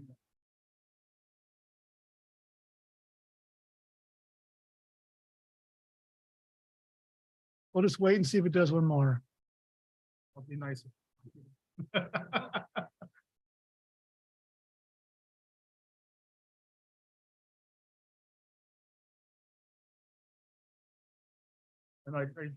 Well, I can say some things about that table, even blind. And that is that back in 2015 and 2016, you had around 1,100 kids in kindergarten. That fell to around 1,000 kids in the following 2 years. Okay. You'll see, oops, it's possessed. The ghost in the machine. This year it fell to, I don't remember the exact number, but I believe it's significantly lower. And based on all the trends I'm seeing and in the birth data that you're going to see later in this presentation, it falls even farther in the 5-year period. So we go, there it is. We go from around 1,100 in fall of 2015 and fall of 2016, only 784 with the current school year. That's a loss of over 300 kids in kindergarten alone. I'm projecting it to drop below a little bit further to actually staying at this level, coming back up slightly and then falling back down in subsequent years. Bottom line is we have lost essentially or close to a third of the kids in kindergarten for 2015, 2016, at least more than a quarter. And that's obviously affects all the grades subsequently. There's a lot of reasons for that. The pandemic factored in, the birthday, which also was affected by the pandemic, factors in, cost of housing's factoring in, with young families no longer be able to live in the South Bay. But it's a negative factor not only here, but just about every other district I'm working for. As a result, you'll see in the right column that back in 2015, we had 10,600 kids. By 2019, which is pre-pandemic, we'd already fallen to 9,700 and change. So we were already down almost 900 kids in those 4 years pre-pandemic. And if you'll see in the middle row of the table where it says actual change October 15 to October 2019, 4 years, you'll see that was heavily concentrated in the elementary grades. But it was 859 kids in total in those 4 years. Since then, it went down the same amount in just the last 3 years, another 900 kids. Not as much at the elementary level and more so in the intermediate level because of the distribution of the students through the grades. Nonetheless, the overall enrollment declined even more accelerated during the pandemic. I want to point out, though, that in the last year, it was a little bit less than the two previous years. So there's a sign that it's slowing, still going down significantly. And on the bottom, you'll see the yellow and what looks sort of a different yellow in this color. I'm projecting a loss of 142 in 1 year, cumulative of 284 in 2 years, 411 in 3 years, and then when we get 5 years out, 817. And of that, almost 500 is at the elementary level, equivalent to a 1 elementary school. Next slide, please. Did it once, now we'll wait. Okay, here's what your enrollment's done since 1993, which is as far back as the CDE totals go. And you can see that you bounced around pretty good from 1993 to about 2006. But since then, it's been an unmitigated decline. And all the data says that's going to continue. Next slide, please. Thank you. Thing taking in the top left corner. Okay. This is a rather complex table. So quickly describe again, I do all my analyses based on where your kids live, not the schools they attend. It's only done when I'm done with all my trend analyses and forecasts that I then try and tie it back into how it might affect enrollments at schools. So when I refer to resident students, I'm talking about your kids, not private school kids, but your kids based on where they live, not the schools they attend. Because of special programs such as Indigo and at Del Roble, we have a lot of kids coming from outside that attendance area into those schools. And that means the other schools have significant net reductions from the resident numbers, their attending numbers. I think that should make sense to everybody. So for example, Hayes has 465 district enrolled kids in K6. I'm ignoring TK here because you don't have TK at every school. But in K6, Hayes has 565 district enrolled students living in that attendance area. There are only 450 who are attending that school. There's 111 going out in net. Now, obviously, how that net difference changes will impact the enrollment of that school. But if that pattern continues, you'll see that I'm still projecting more to have around, the net change in the resident total goes down by 22, but you're still going to have about 100 kids going out, means still enrollment around 440. For some other schools, however, like Sakamoto, I'm projecting a net decline by 41 over the next 3 years. Oak Ridge a decline by 40 over the next 3 years. Taylor a decline by 34 just for next year. That's the current student distributed through the grades, the large class graduating from 6th. Taylor's down by almost 60 in 5 years. Basically, every school, other than about 4, have significant declines over the next 3 years. It's diverse across your district, but it's heavily concentrated in the attendance areas where I already have large classes, grades 4, 5, 6, they'll graduate out compared to what I'm projecting coming in kindergarten. Of course, the most significant of those, unfortunately, is Edenvale. I've got that projected to be down by 84 students in 3 years. And that already has a net outflow on top of that, 51 kids going to other schools. So you could be talking enrollment there that goes below 300. In fact, the combined Christopher, Stipe, and Edenvale numbers will be less than 900, averaging less than 300 per school for 3 schools in 2025. Does that make sense to everybody? Next slide, please. I'll just briefly comment on this. This is the middle school. And both schools have, by coincidentally, an equal amount projected to be declined the next 3 years, 56 students each. And Bernal, Davis and Herman in grades 7 and 8 have that. Bernal has a little bit less growth, which means it's going to be even disproportionately a higher enrollment than the other 2 schools, but not by a huge amount. Next slide, please. This is taking. There we go. Okay, this just compares what happened in your district to what happened in all the other districts I'm working with in the South Bay and on the peninsula, which I call the core Silicon Valley area. And I'm comparing what the changes were from 2019 to 2021 to what the changes were in the last year, in particular on the 2 rightmost columns. And with one exception, Berryessa, every other district on that chart had much less of a decline this year than the last 2 years. So the whole point of this table is to simply say that the severe pandemic impacts are ending. They haven't gone away, but the really huge hit pretty much across the board, with one exception, Berryessa, they're much less this year than the average the 2 previous years. For example, for your district, you averaged 4.6% decline in the 2 previous years. You only went down by 2.2% this year. Virtually every district on there other than Berryessa at least have that rate, if not less, more than half that rate. Some only had a nominal loss this year. So the things are clearly at least stabilizing, if not turning around, in every district except one that I'm working for. And one actually had a bounce up, San Carlos, but that was an anomaly. Does that make sense to everybody? It's not just you, it's going on everywhere. Big hit from 2019 to 2021, and then a slowing, if not a stabilizing, this year, as the pandemic's worst impacts end. Next slide, please.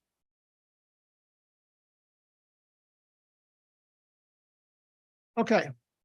Again, I analyze where your kids are coming from, not because I care if they're rich or poor, because I understand where the enrollment is changing, and from that evaluate its likelihood to continue. What I call your relatively most affordable and modest attached units, attached cover apartments, condos, plexes, and townhomes. And but in the relatively affordable and modest, that's almost entirely apartments and plexes. You'll see that in the first row on the right with percentages, you're down 29% in K2 just over the last 6 years, and 18%, and there are 2/3 of that, or almost 2/3 of that, just since 2019. That's a huge hit just in K2. Overall, you're down by 16%, so they're actually down by more in K2 than overall in the last 3 years in the more affordable units. That is not surprising. That's true for most districts because those are mainly occupants of limited financial means, and they have the least financial ability to weather losing their jobs. So they tend to have moved out during the pandemic more so than homeowning people did. So in a lot of districts, that's a higher percentage than other categories. You'll see that in the high amenity attached, it's a slightly smaller rate. It went down 13% in the last 3 years after having virtually no change in the previous 3 years. Again, that's fairly common because that tends to be more home ownership, more stable. Again, your mobile home parks, which are relatively small numbers, so that can bounce around more erratically. Those are down 13% in the last 3 years, but also a lot in the previous 3 years, somewhat surprisingly. Not too worried about that because that's such a small number. That's only 4% of your enrollment, whereas the two previous categories had 12 and 13% of your enrollments, much more significant. The concerning things happen in detached homes. Next slide, please.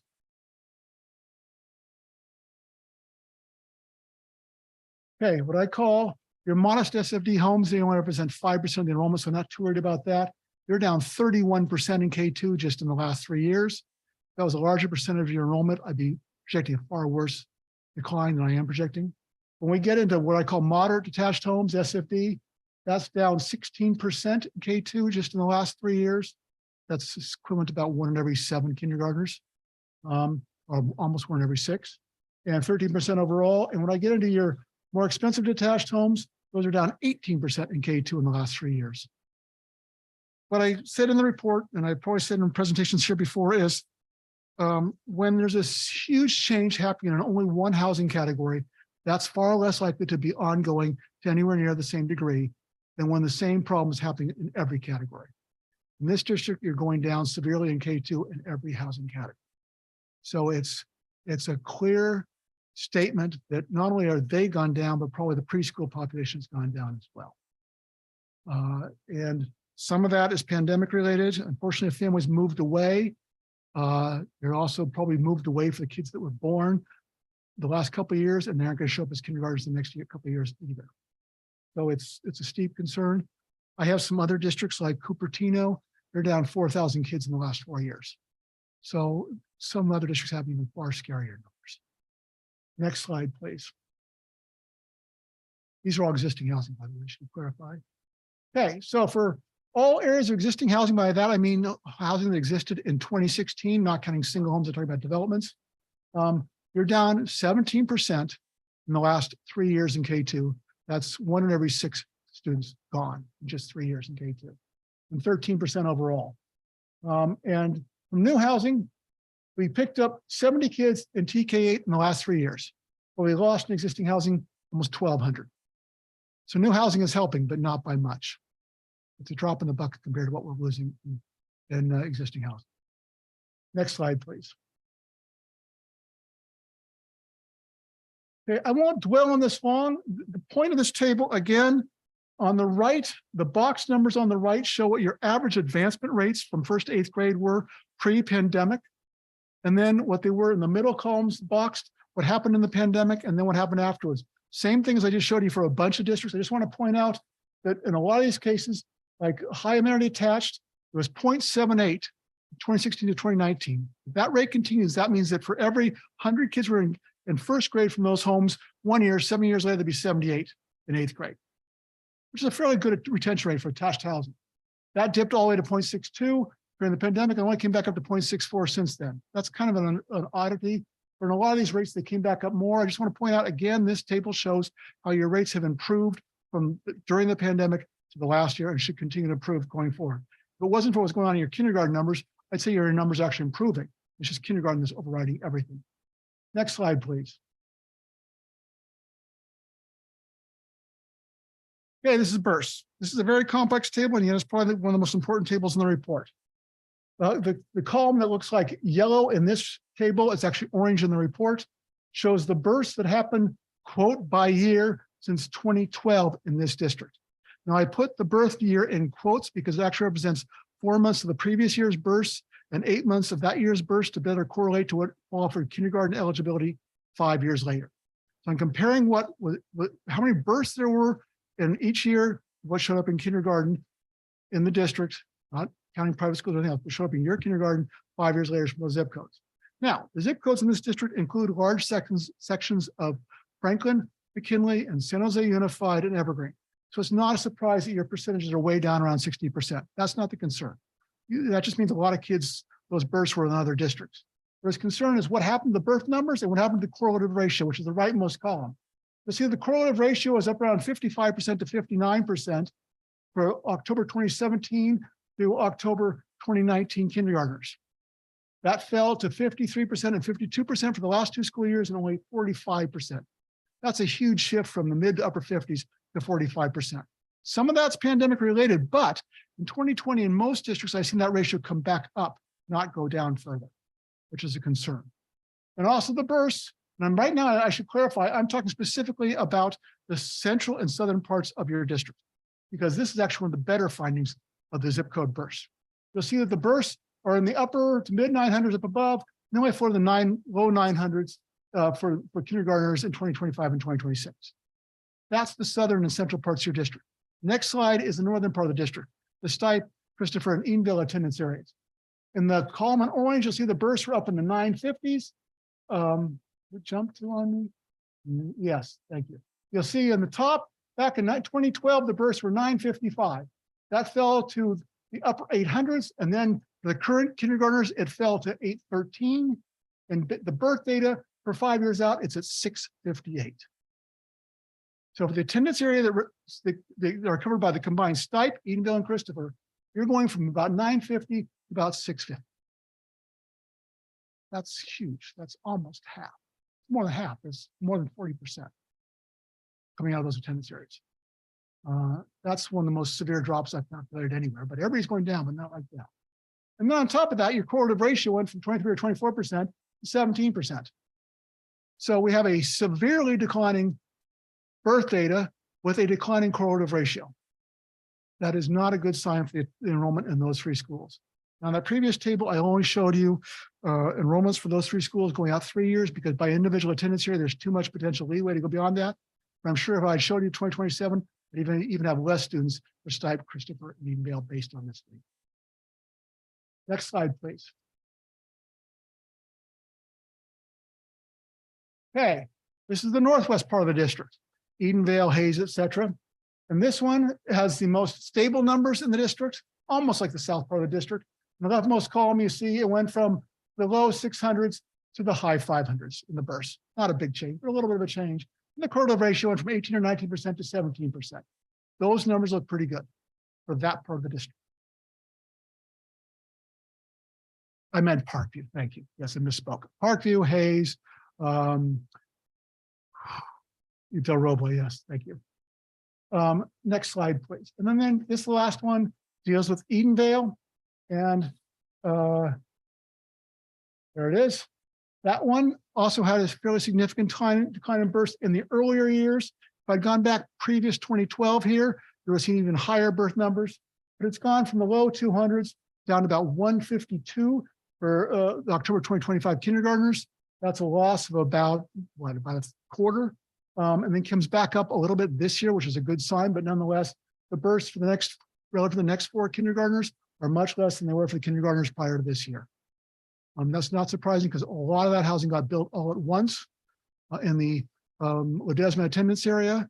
And what tends to happen is that a lot of young families move in all at once. They have kids all at once, the big bubble of kids that come through the elementary schools, and they all mature past childbearing age at the same time. So it's a very common finding in areas where you had a bunch of housing built all at once. So they have this big, huge bubble that goes through for a few years and then rapidly declining birth and kindergarten numbers a few years later. And that's exactly what's happening in Ledesma. the part that's new housing, not counting up at Coyote Creek. Next slide, please. Okay, just talking about new housing, not a huge factor here. You only have 4 developments of consequence. I'm projecting the next 4 years. I'll just simply point out that all mainly market rate developments in your district built in the last half dozen years are averaging, have 87 currently enrolled students out of almost 1,600 units for only 0.06 or 1 student in about every 17 units. As crazy as that sounds, that's common in this county because what they're building today, they're building more high density apartments, studios, and small 1 bedrooms and small 2 bedrooms, and same with the condos. And they are targeted more for singles and childless couples rather than families. They may have a lap pool and a weight room, but they have nowhere for the kids to play, or not much for the kids to play, a little teen tight lot or something. So it's common to have rates that low, but the bottom line is most of the housing I'm projecting here in the next 5 years is in that rate where you're only getting 1 student in every 17 units. Next slide, please. Now, as you'll see that out of the 1,049 units I'm projecting in the next 5 years, almost 900 of them are in that low yielding category. We have a small number coming in below market rate housing, which should generate a few more kids, but that's not enough to offset anywhere near the decline that's going on in the existing housing. Next slide, please. Questions? Did I go too fast? I'm going to go back to something. Bottom line is the numbers here for the most part, other than the northwest part of the district, maybe a little bit of the south part of the district, but on the whole, the numbers here are not trending well. And that's not unique to this district by any means. They improved over the pandemic period, but they didn't stop going down.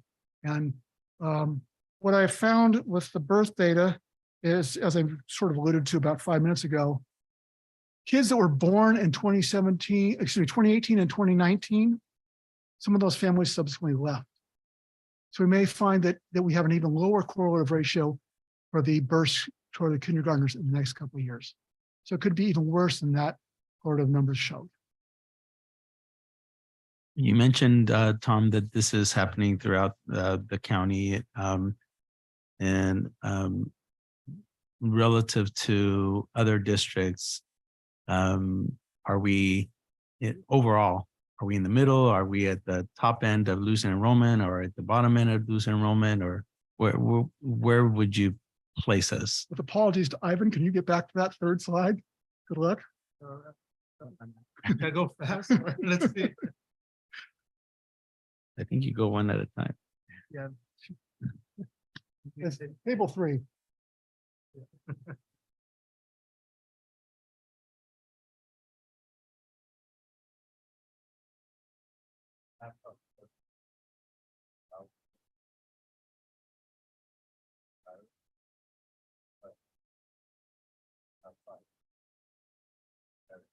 Perfect.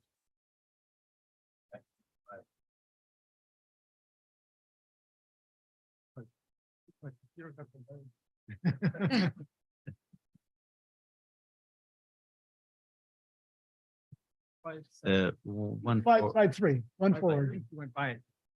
Yeah, just go once and just wait. It says taken. Okay. One more, sorry.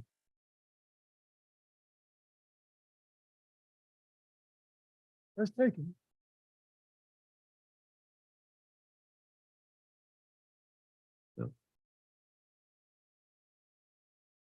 I guess while we figure out the slide, I'm just curious for, it's slide 4, but I know the projected, enrollments, you go up to.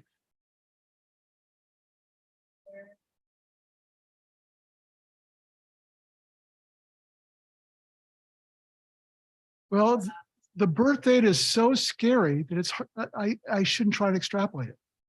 I mean, first of all, 5 years ago, nobody ever thought there'd be a pandemic. I mean, radical things come along. Back in the late 80s, they suddenly had the peace dividend and the Berlin Wall came down. And I had some districts in Southern California where they laid off tens of thousands of workers in the defense industry. And some of those districts lost 5,000 kids overnight. Dot-com boom, same thing happened to a lot of districts, in 2000. So it's just, there's just too much guesswork when you go beyond 5 years. I mean, I used to do 10-year forecasts 20 years ago, but I've just learned that particularly when you're dealing with the elementary level, to estimate what's going to happen in bursts 5 years from now for kindergarten, 10 years from now is just play and roll the dice. Bottom line is, I don't see any scenario by which you come back up to the current home. You are going to go down, you're going to continue going down. The issue is by how much. Okay, let's see if we can go forward one more. Slide 5. Be slide 7, I'm guessing is table 3.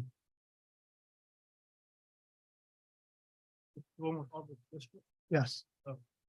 Gotcha.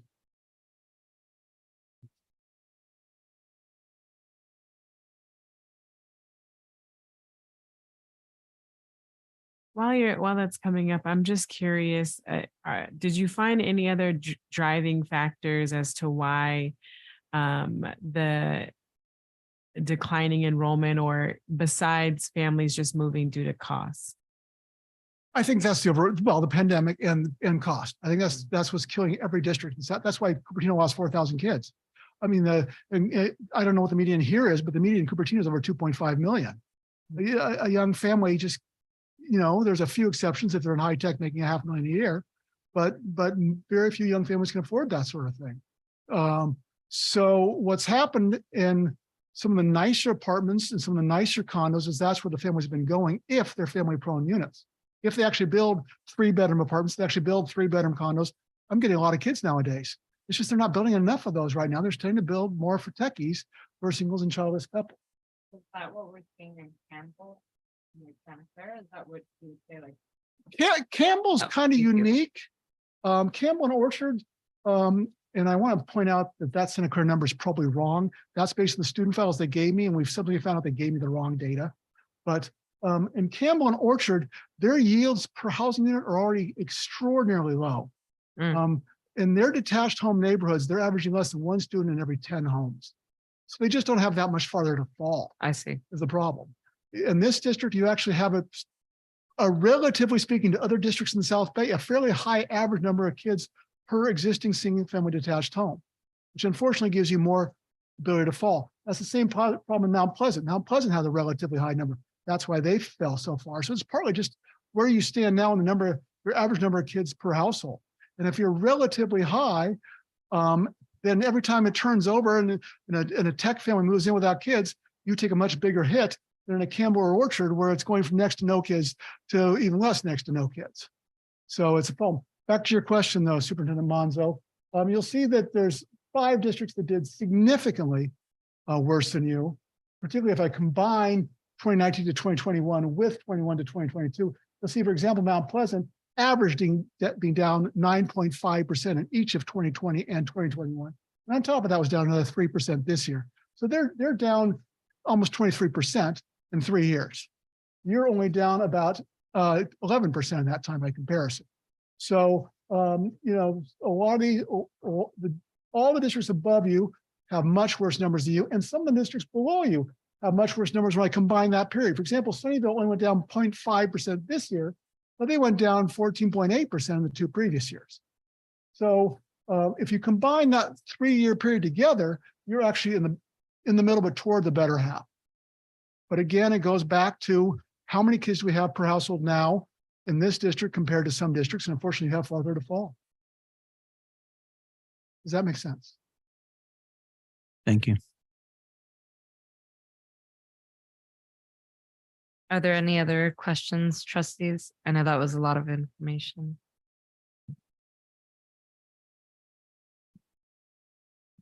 Thank you. Thank you, Tom.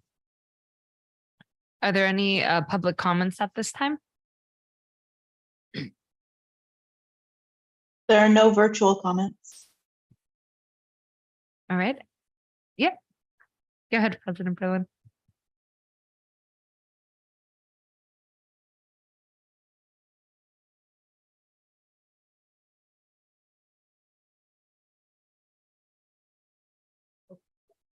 Thank you. Sorry, I just put a tic tac.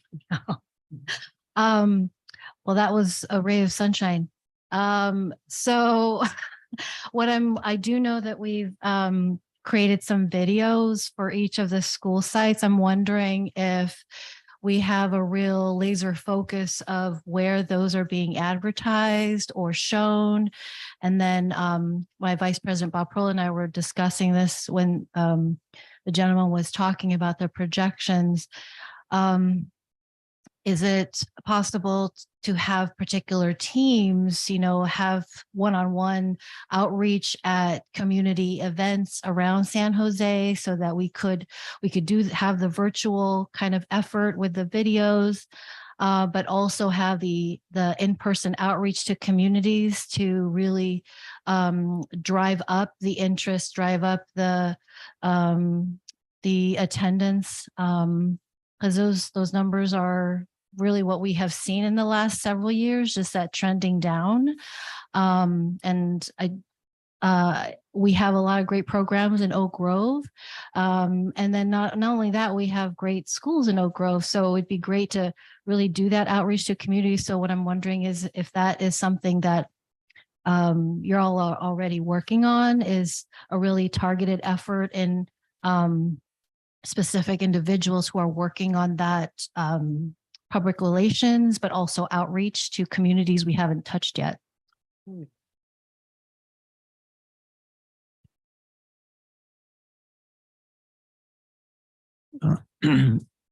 That has been part of the intent of some of the communications that we've been pushing out through social media, through our website. I think part of and we'll continue to do that. I think one of the biggest challenges is it's hard to offset economics, right? It's hard to offset a person's ability to afford to pay the rent or to feed their kids and those type of things. And so that's not to say that those efforts are pointless. I think we need to continue to do that as much as we can. And it can't just happen from here. I mean, it has to happen everywhere, right? And so I think our schools are the greatest advocates for what happens within their school walls. And so I think it's a collective effort of doing those things and recognizing that there are factors within our control and there are factors that are outside of our scope of control as well. That's not to say, again, that we don't try every effort to create influence in how we make things better for us. That being said, thank you, President Berlin. That has been something I know that we've had conversations about and of what that looks like. Yeah, thank you.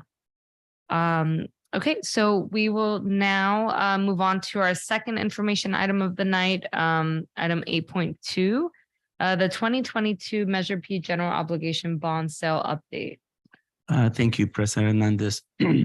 As you know that we were successful with a election and passing of Measure P, and the board received and gave direction to staff and our financial planner to move forward with the sale of bond proceeds. And so we have an update just to give you a status report on that, and I'll turn it over to our Associate Superintendent, Mr. Evans, to further introduce the item. Yes, we have our municipal advisor, our financial advisor, Kushka Yara, here to kind of update you on the bond sale that we did in January after passing Measure P in November. We went out for our first issuance late in January. It ended up being very good timing, and he'll fill you in on some of that. And we issued just shy of $68 million worth of bonds for the first tranche of Measure P. So he'll give you a little background on that, and we'll fill you in on what's coming down the pike in the months ahead.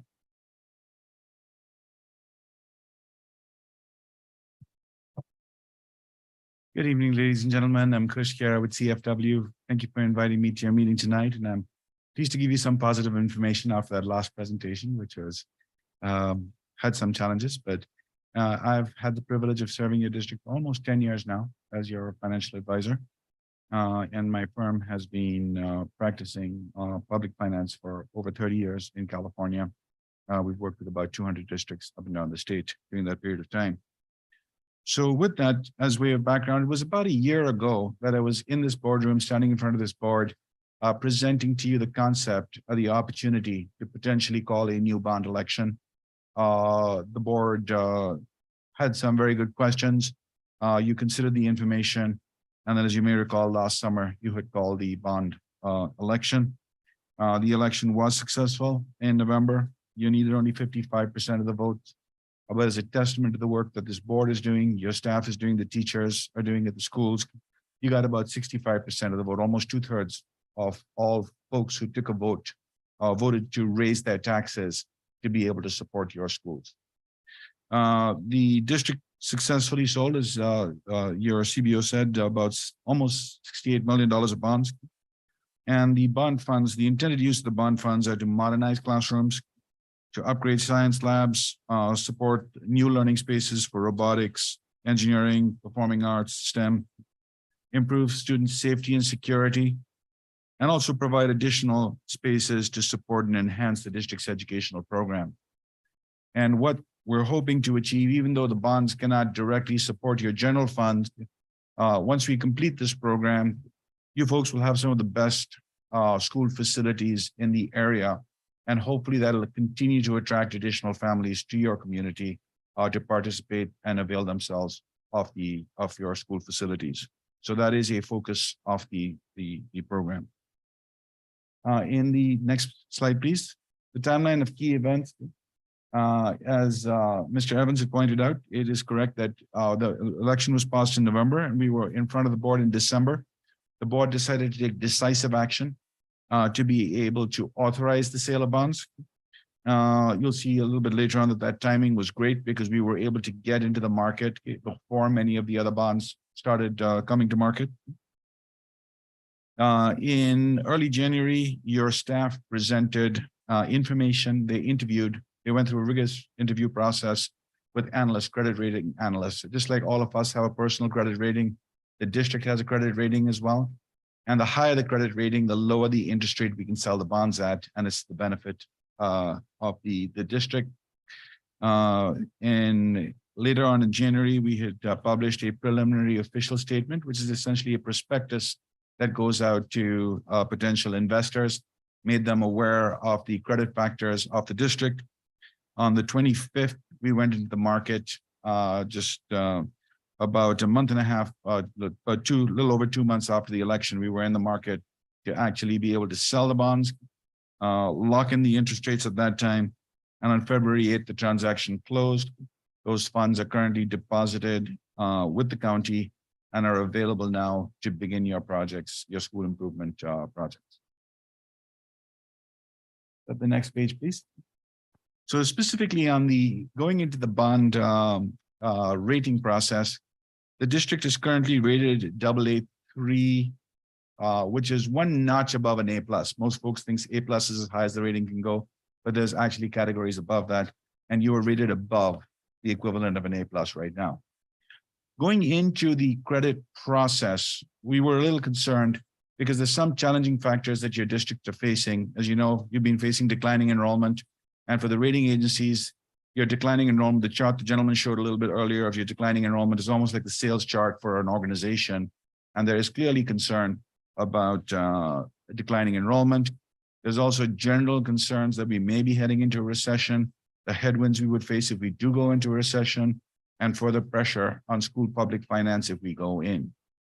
Those are factors that are quite beyond our control.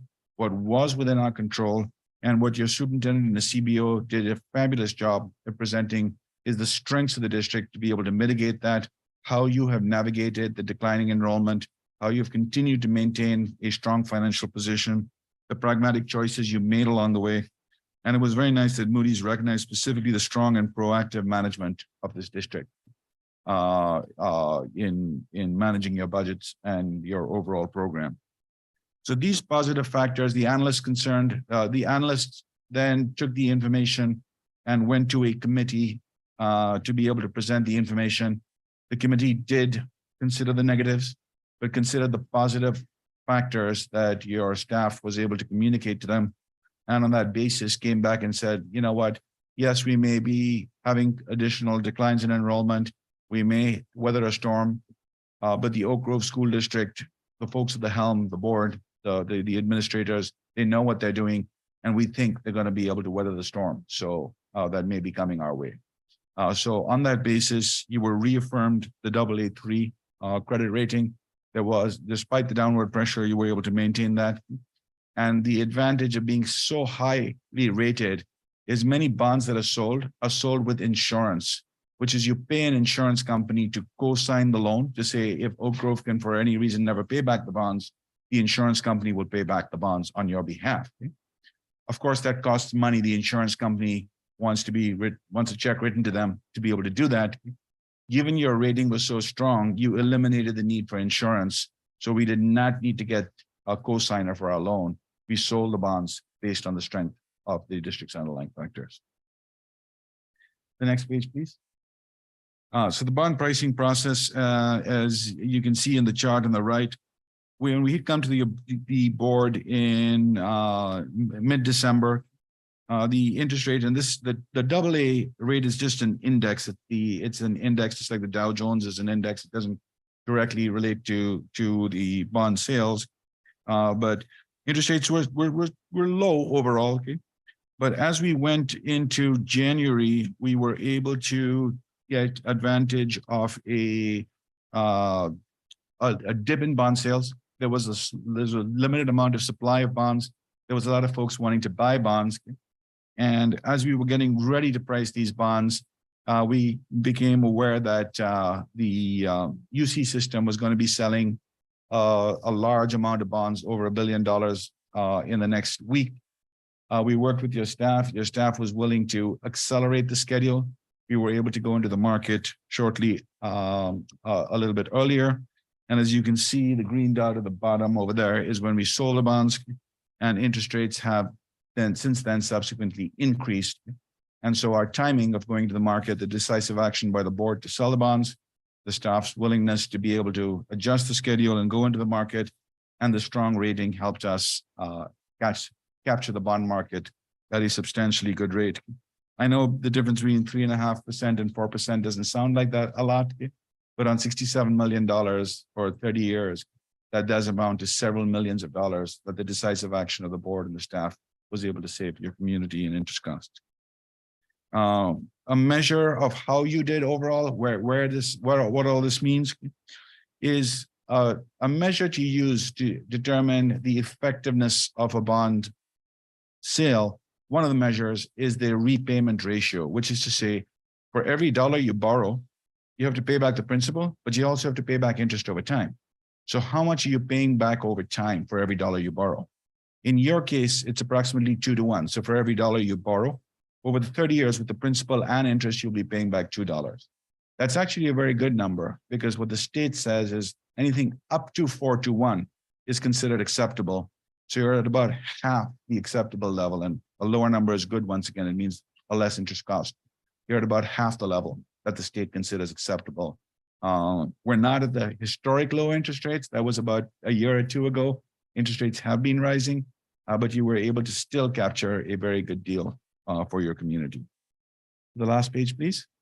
The look ahead is there's about $168 million of authorization remaining. Those bonds will be issued over time as you have the need and as you can digest those dollars and spend them on facilities, as well as your assessed valuation increases and your old bonds are paid off. Because remember, the principle of this program was we wanted to issue new bonds as the old bonds were paid off, because we didn't want to burden the community higher as far as the tax rate went. And so the intent of this program is to be able to maintain a tax rate and only issue new bonds as the old bonds are paid down over time. We anticipate that in the next 6 to 7 years, you'll be able to issue the remaining bonds. And that's probably how long you'll need to be able to phase in the work at all of your schools, improving all of your schools. You can't do all the work at the same time. You're going to have to phase in the work that you're doing. And so we've tried to align the availability of fundings with the need that you would have. And of course, it's the board discretion as to when the next series of bonds are sold. You will make that determination. We will inform you on an annual basis about your ability to issue it. And ultimately, the board makes the decision as to when those bonds are sold. Moody's will come back. Hey, sir.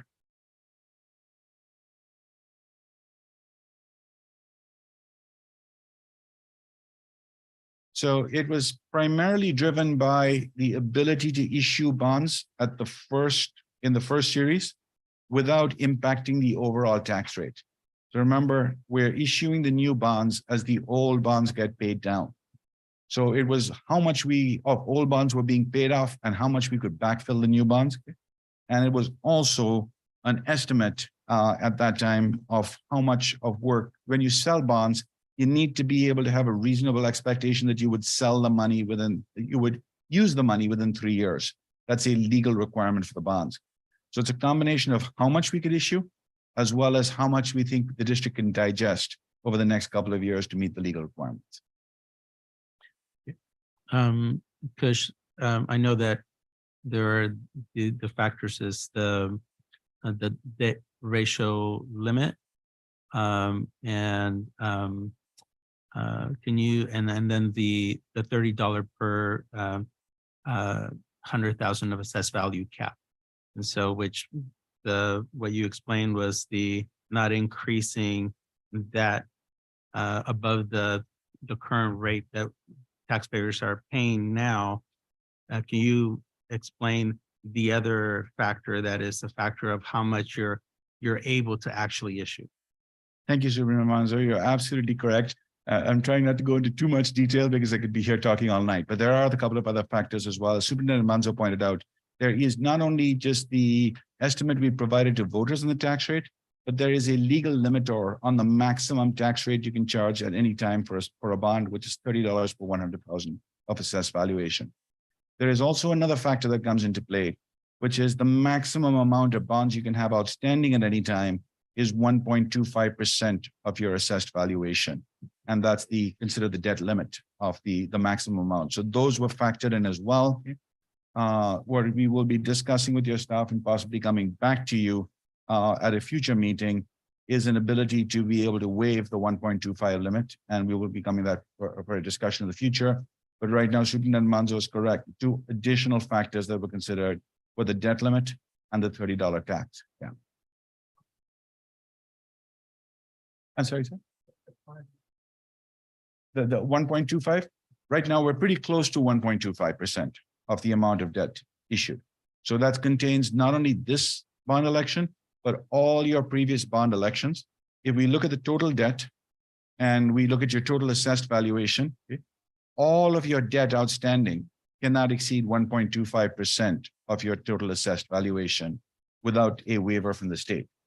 Now, what happens every year is your assessed valuation goes up and your bonds get paid down because every August you make a bond payment. So your debt capacity increases every year. But right now, at the time we sold these bonds, we were pretty close to the 1.25% of our debt limit. Yeah, so as you know, if you take the mathematical approach, if we have an assessed value in the district of $23 billion, then you take the 1.125% of that, and so that gives you a number. So our outstanding debt can't go above that number. That's correct.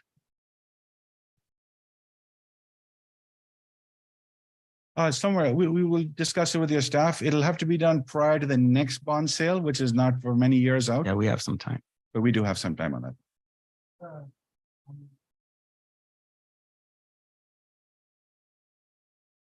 Great question. There is none, sir. So the authorization never sunsets. And if you could choose to sell these bonds maybe in the next couple of years, or you could choose to wait 10, 20, 30 years. There is no limit. The remaining $168 million, there is no time limit to issue those bonds.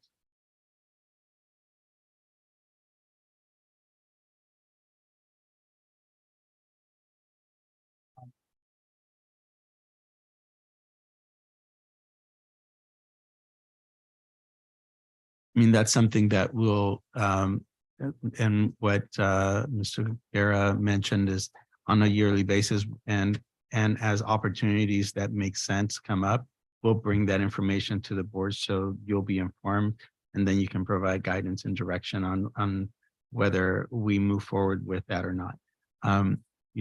We do have a time frame of expending what we issue about 3 years. There's an extension period, but we need to work on expending we issued within the next 3 years. And so it doesn't, so it doesn't make sense to issue another set of millions of dollars prior to us being able to expend those dollars that we currently have within the 3-year period. And so it would be, ideally, it would be in order to keep the program continuing, that as we are sunsetting that 3-year period and expending those 67 million, that we do that prior to that expiration so that we can continue during the summers to continue with that progression.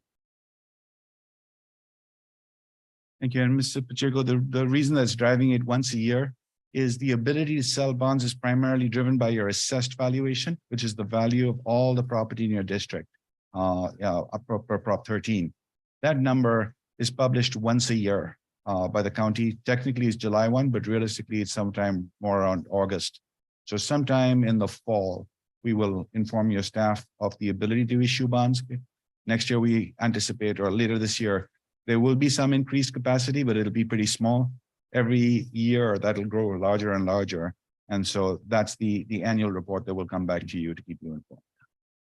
And we have to, and when we typically also issue bonds, if they're, because of the cost of issuance of all of the individuals that have to take place in for the sale of the proceeds, the sizing of what we are eligible to go out to sell has to be enough that it makes sense for what we're going to pay to issue those to sell those bonds. So for example, if within the next 3 years, we only have the capacity of $3 million, well, they're going to do the same amount of work for $3 million as 35 million or 40 million or $50 million. And so it doesn't make sense to spend the same amount of money for that amount of additional bond dollars. And so we would really look at those factors to determine, okay, the cost of issuance is going to be X. Does it make sense for us based on our capacity to issue bonds now? Or do we wait a bit in order for to maximize the expense of issuing bonds to the value we get by what we're able to sell in terms of use for the district's programming? But again, all of that, we work very closely, and our associate superintendent of business will work very closely with financial advisors to work all of that. And then again, bring back information to you all to make sure that you're informed and you have the ability to provide guidance and direction. So in the next couple of steps, Moody's will come back and once a year take a look at the district. So we'll work with your staff to provide them information. Our goal at this time is to continue to maintain that strong rating, because it'll come into play the next time we sell bonds in the future. You have a Citizens Oversight Committee as required by Prop 13, and you need to provide them ongoing information about your expenditures.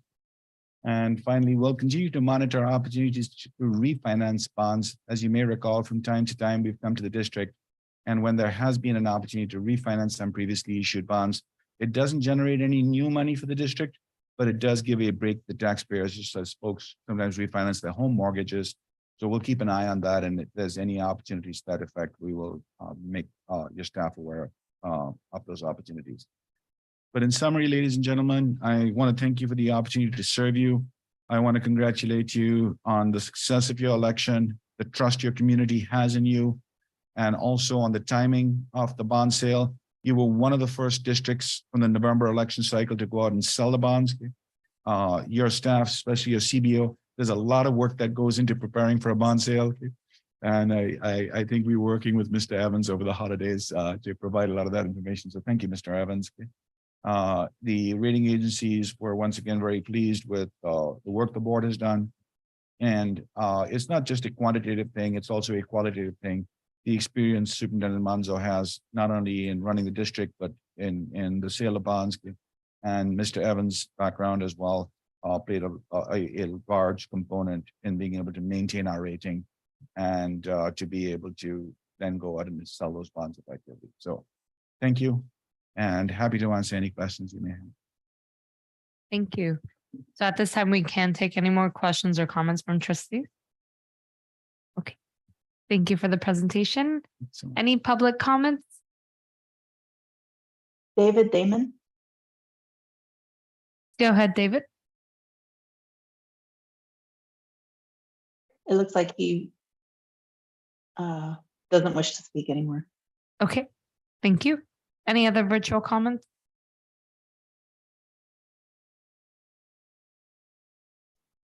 I'm sorry, he does have his hand raised. Just one moment.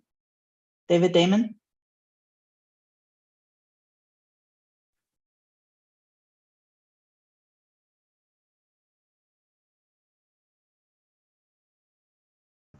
All right, now can you hear me? Yes, we can. All right, thank you. I just wanted to, I was curious as to the status of the Citizens Bond Oversight Committee. Just if you guys had selected members, because I was one of the volunteers. So I just wanted to at least let you know that you have people willing to serve. Thank you. Thank you.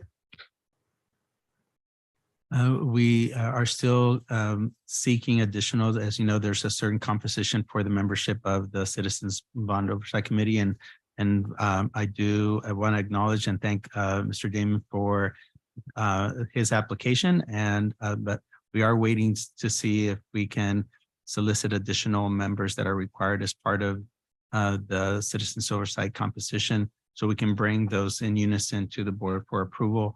And we can launch that once we do that. So we'll keep you posted, David. Also, I wanted to kind of share where we're going in the months ahead, if you don't mind. Thank you. This summer, we'll be starting to initiate some use of Measure P funds as well as finishing up Measure S funds. There will be fencing improvements, some of which have already started around the district, site security cameras that you've already approved, flooring replacements and upgrades in classrooms, and then some of the work that we've been doing in the past with Measure S over at Bernal and Frost Indigo and Stipe, updating roofs and HVAC systems and fire alarms. We'll also be looking at clock and bell systems and stuff in the summer as well to update some of those PA systems and notification systems.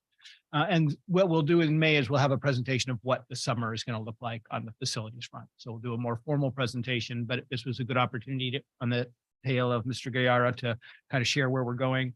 And actually, one of the places we are going this Friday and next Friday, we have contingents going up to Stanford to look at their demonstration classrooms and get ideas of what do we set up as our standard for a 21st century classroom. So we'll report back on that in the future. Thank you for sharing. Thank you. Thank you. Thank you very much. Good night. Now, apologies, remind me, are we going to our last information item or is it back to action item? I didn't make a note. Is there a preference? Just to continue. Okay. So we can go to our third information. That's why I need to write things down. So our third information item of the night, then expanded learning opportunities program request for proposal. All right. And I think we're going to have a new driver to. Yes.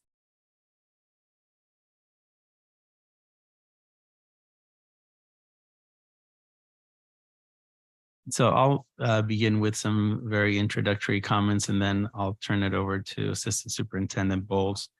In the past, as you probably are aware, the state had implemented an after-school program for initially through 21st Century Learning, and then also through ACES funding.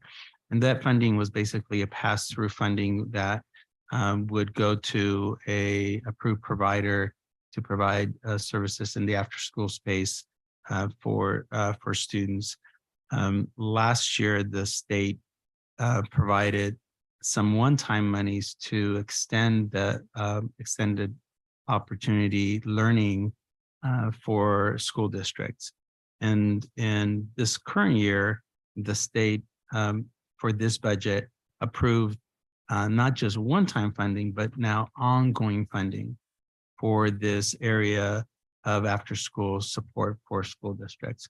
with additional elements that will be part of tonight's presentation. And so I see the screen up and echo.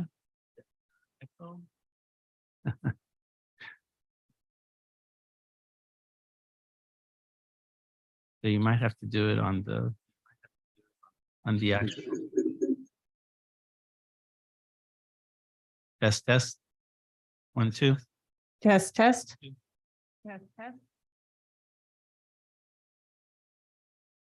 Mute the mic on the keyboard. Test. There we go. Test. All right, I'll turn it over to Assistant Superintendent Bowles for this further introduction of this item.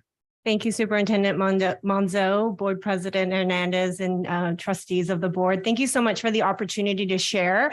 As Superintendent Monzo mentioned, some really exciting opportunities on the horizon for expanded learning for students in Oak Grove School District. During COVID or in response to return to instruction from COVID, we saw some generous support of one-time funding to school districts to help meet the needs of students in the community.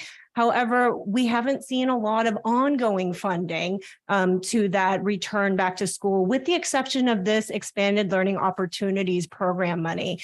It's an exciting way to expand the footprint of available 9-hour days to students in Oak Grove School District. As Superintendent Monzo mentioned, we've been able to provide this for students in Title I funded schools through the ACES grant, After School Education and Safety grant, and been able to provide that for over 500 students. Now we're going to be multiplying that by more than 5 times the funding that's going to be ongoing and 5 times the students who will be able to serve. And now we're looking at unduplicated students, so not just students receiving free and reduced lunch, but potentially English language learners, students experiencing homelessness, and foster youth. And so we're really excited to share what that expanded footprint will look like, the additional accountability and quality measures that we're also going to be held to that standard. And the ELOP money is money that is district-based funding versus ACES money that was school-based. And so we really are able to provide this opportunity for working families to have safe and enriching and rigorous programming for students, far beyond what we've been able to do in the past. And so I want to introduce at this time our Director of Student Services, Oscar Ortiz, to the podium. He and our Coordinator of Student Services, Laura Demery, will be presenting the information for this item for you this evening. Thank you, Assistant Superintendent Bowles. I'm not sure if the clicker works, or are you going to control that? It should. It should? Nope. Nope. Go ahead and I'll go ahead. Click. All right, yes. So I think, thank you, Assistant Superintendent Bowles and Board of Trustees and Superintendent Monzo. Yes, I think the information was already mentioned a little bit, but here's a slide with that information. As far as on the left, we have the ACES grants, which we've been using for numerous years, so many years. I think it goes back to 2007. And it is a competitive grant that we have to reapply for every year. And it is, we are held accountable for attendance and budgeting, their audits around it. And it does serve around 547 students. And there is a program plan that gets reviewed. And the funding per student has increased recently.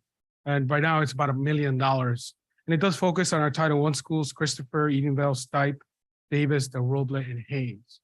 By now we have some new funding that's come our way, and new, not meaning just coming up this year, but as our Superintendent also mentioned, we had some, the money is now becoming a stable flow of money. It is a lot of money, $5.5 million.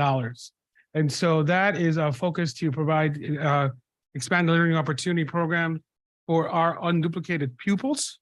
And unduplicated pupils means our English language learners, our free and reduced lunch students. And that by nature includes our McKinney-Vento, although the ELOP program doesn't specifically state McKinney-Vento, but because McKinney-Vento students automatically qualify for free reduced lunch, they're automatically included. But it does include also our foster youth students. And so based on that number, that comes out to 2,690 students that we are going to be serving. And so again, the amount of money is $5.5 million. So a big substantial improvement, I guess, growth of the program. And the ELAB funds can be used to provide a variety of programs, including before and after school programs, summer learning programs, weekend and holiday programs. And these programs offer academic support such as tutoring, homework assistance, as well as enrichment activities like sports and art and cultural experiences. So it is a great opportunity, and we look forward to making this happen. But I'm going to invite Ms. Laura Demery, our coordinator in student services, to dive deep into this information. Good evening. Thank you for the opportunity to present on this topic I feel very passionate about. As a longtime after school program provider and now a district employee. As you can see here from the slide, it's the roll up of our actual ACES award and our ELOP apportionment. So we're looking at overall about $6.5 million for after school funding for our district. And our total target is actually 2,690. We're kind of rounded up to about 2,700 is our goal. The intention of the legislators for this funding is not to operate these two programs in distinct silos. The intention is that the ELOP funding will be the umbrella under which all of our comprehensive programs will be coordinated.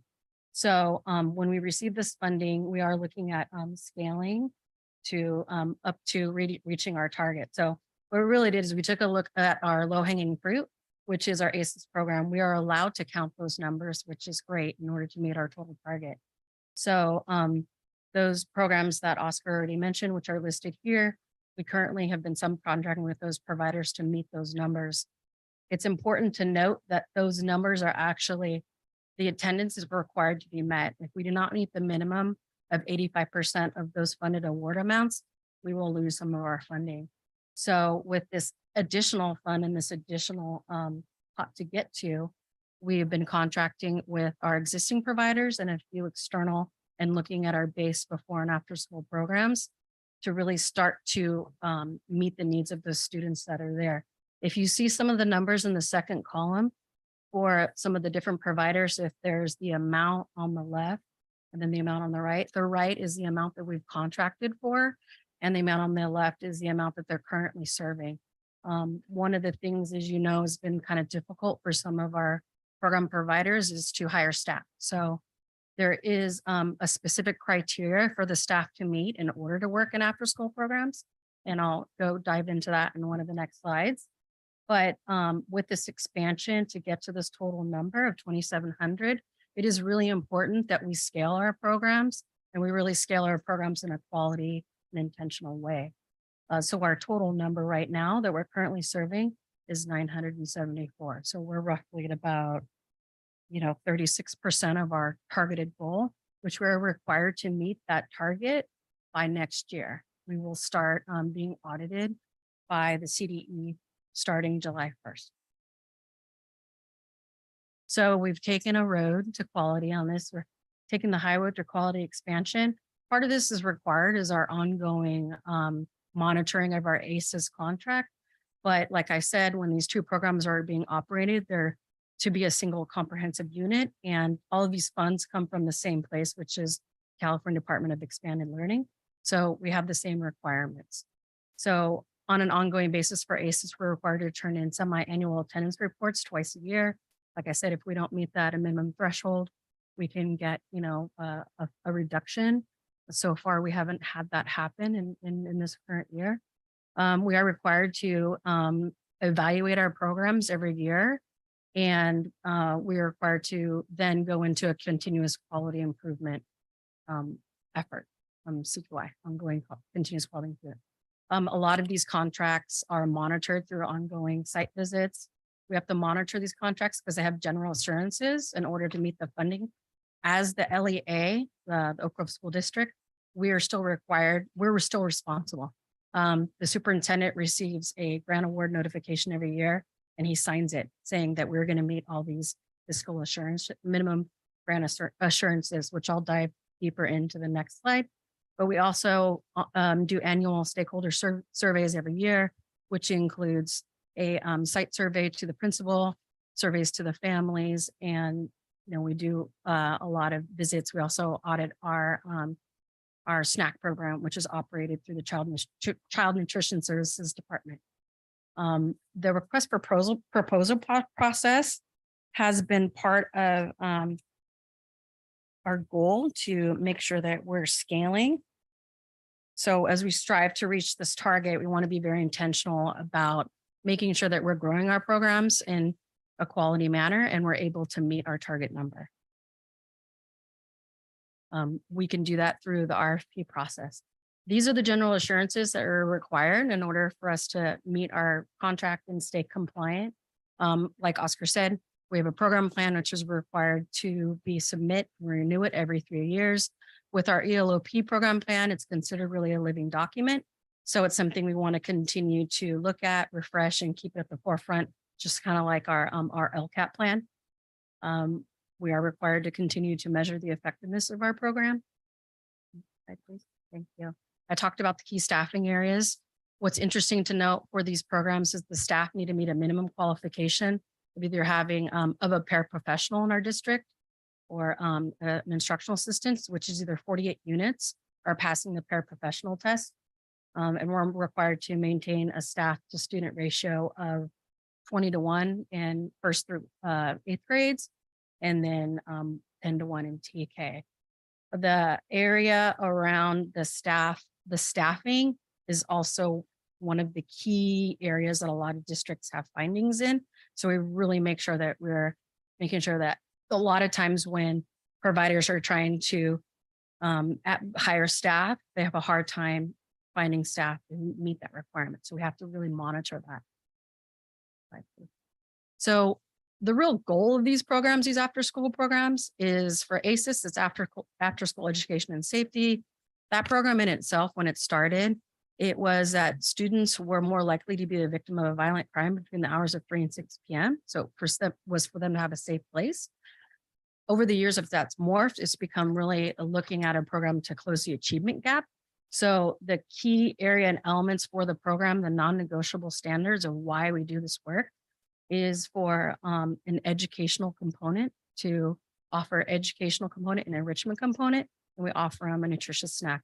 Most program providers will fulfill that goal by doing about 30 minutes of homework completion, but this is a real opportunity for us to look at our programs and make sure that we are taking advantage of skill building in these programs. If you look at these programs every day, 180 days after school for 3 hours a day, plus 30 days in a non-school year, during the regular school year, that's 90 days extra of school. So it could be 90 days of academic intervention, 90 days of social and emotional learning, 90 days of an extra focus. So, we are required to ensure that these programs are quality, and that is through the data-driven quality improvement process. We are required to, at the end of the day, the district is responsible for the quality of the program, even though we do pass through some of these funds directly to our providers to operate these programs. We need to make sure that every one of these programs is meeting the quality and aligning to the goals of our LCAP. So the state of California has quality standards for expanding learning, much like Common Core standards for the school day. The quality standards are really meant to be not an evaluation tool in itself. They're meant to be a framework. The CDE has actually encouraged us to look at the language that is in the quality standards and use that in our process when we are actually developing any type of grants, any type of policy decisions, or any type of other types of applications. And it's also a guide for school districts and superintendents to reinforce and advance our key priorities. So we have developed this RFP process, the request for proposal process, and this is meant to be an open and competitive, fair process. We have put out the RFP announcement to all of our existing providers that are on our campuses. I think right now we have about 7 to 8 different providers that are on all of our campuses serving all the students across our district. Anybody who contacted us in the meantime, because we have mentioned that this is an apportionment that's going to every single school district in the state of California, We have to operate these programs. We can't say, sorry, we don't want to do it. We don't want to deal with it. We don't want to monitor the contracts. We have to operate them. So is any new providers or anybody from out of the area contacted us? I sent them a letter of intent survey. So if they were interested in applying, they were all given the same announcement at the same time. The RFP got posted live on our website. And then we conducted a Q&A and we conducted a bidders conference, which we did a real deep dive onto the requirements for the ACES funding and the requirements for the ELOP funding and how it's supposed to be operated in coordination.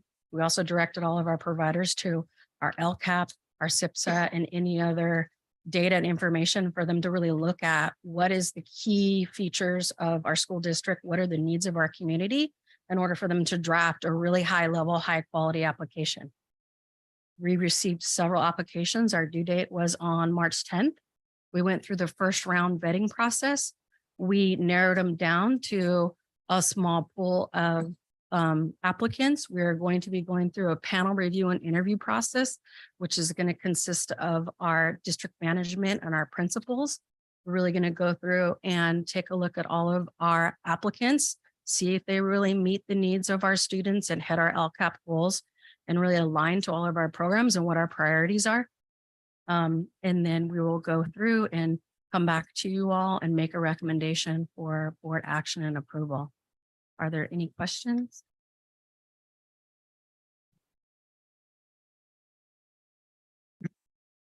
So I do have a couple of questions. As far as the approximate number that we have right now, that 974. Yes. And so my first question is just with that number, is it that low compared to the goal because of staffing issues? And we're not able to basically, I guess, offer more spots for students because of the staffing, or is it low interest or in like other barriers? No, it's scaling. So when the CDE first gave us the money, they gave us half the award, and they knew that all these programs across, I'm sorry, I didn't know if anybody else wanted to answer that question. They gave us that money initially because, you know, it was to start to build our system if we didn't already have it. There's a lot of other districts in the state who did not have existing programs that they could build off. So we started to scale those programs. It would be sort of unconscionable for us as a district just to take $5 million and go give it to one of our providers and say, hey, go serve 2,600 students, you know, this year. It would be a scaling issue and it would be a quality issue. So we are really looking at our low hanging fruit and seeing where we're at. Where we're at right now, I think we're on target. We're doing really well compared to all of our other school district partners that are offering the program. All of them started rolling on the programming out this year in 23. Yeah. So Yeah, just to add to that, and part of the number that and the biggest number that is up there really is the ACES number.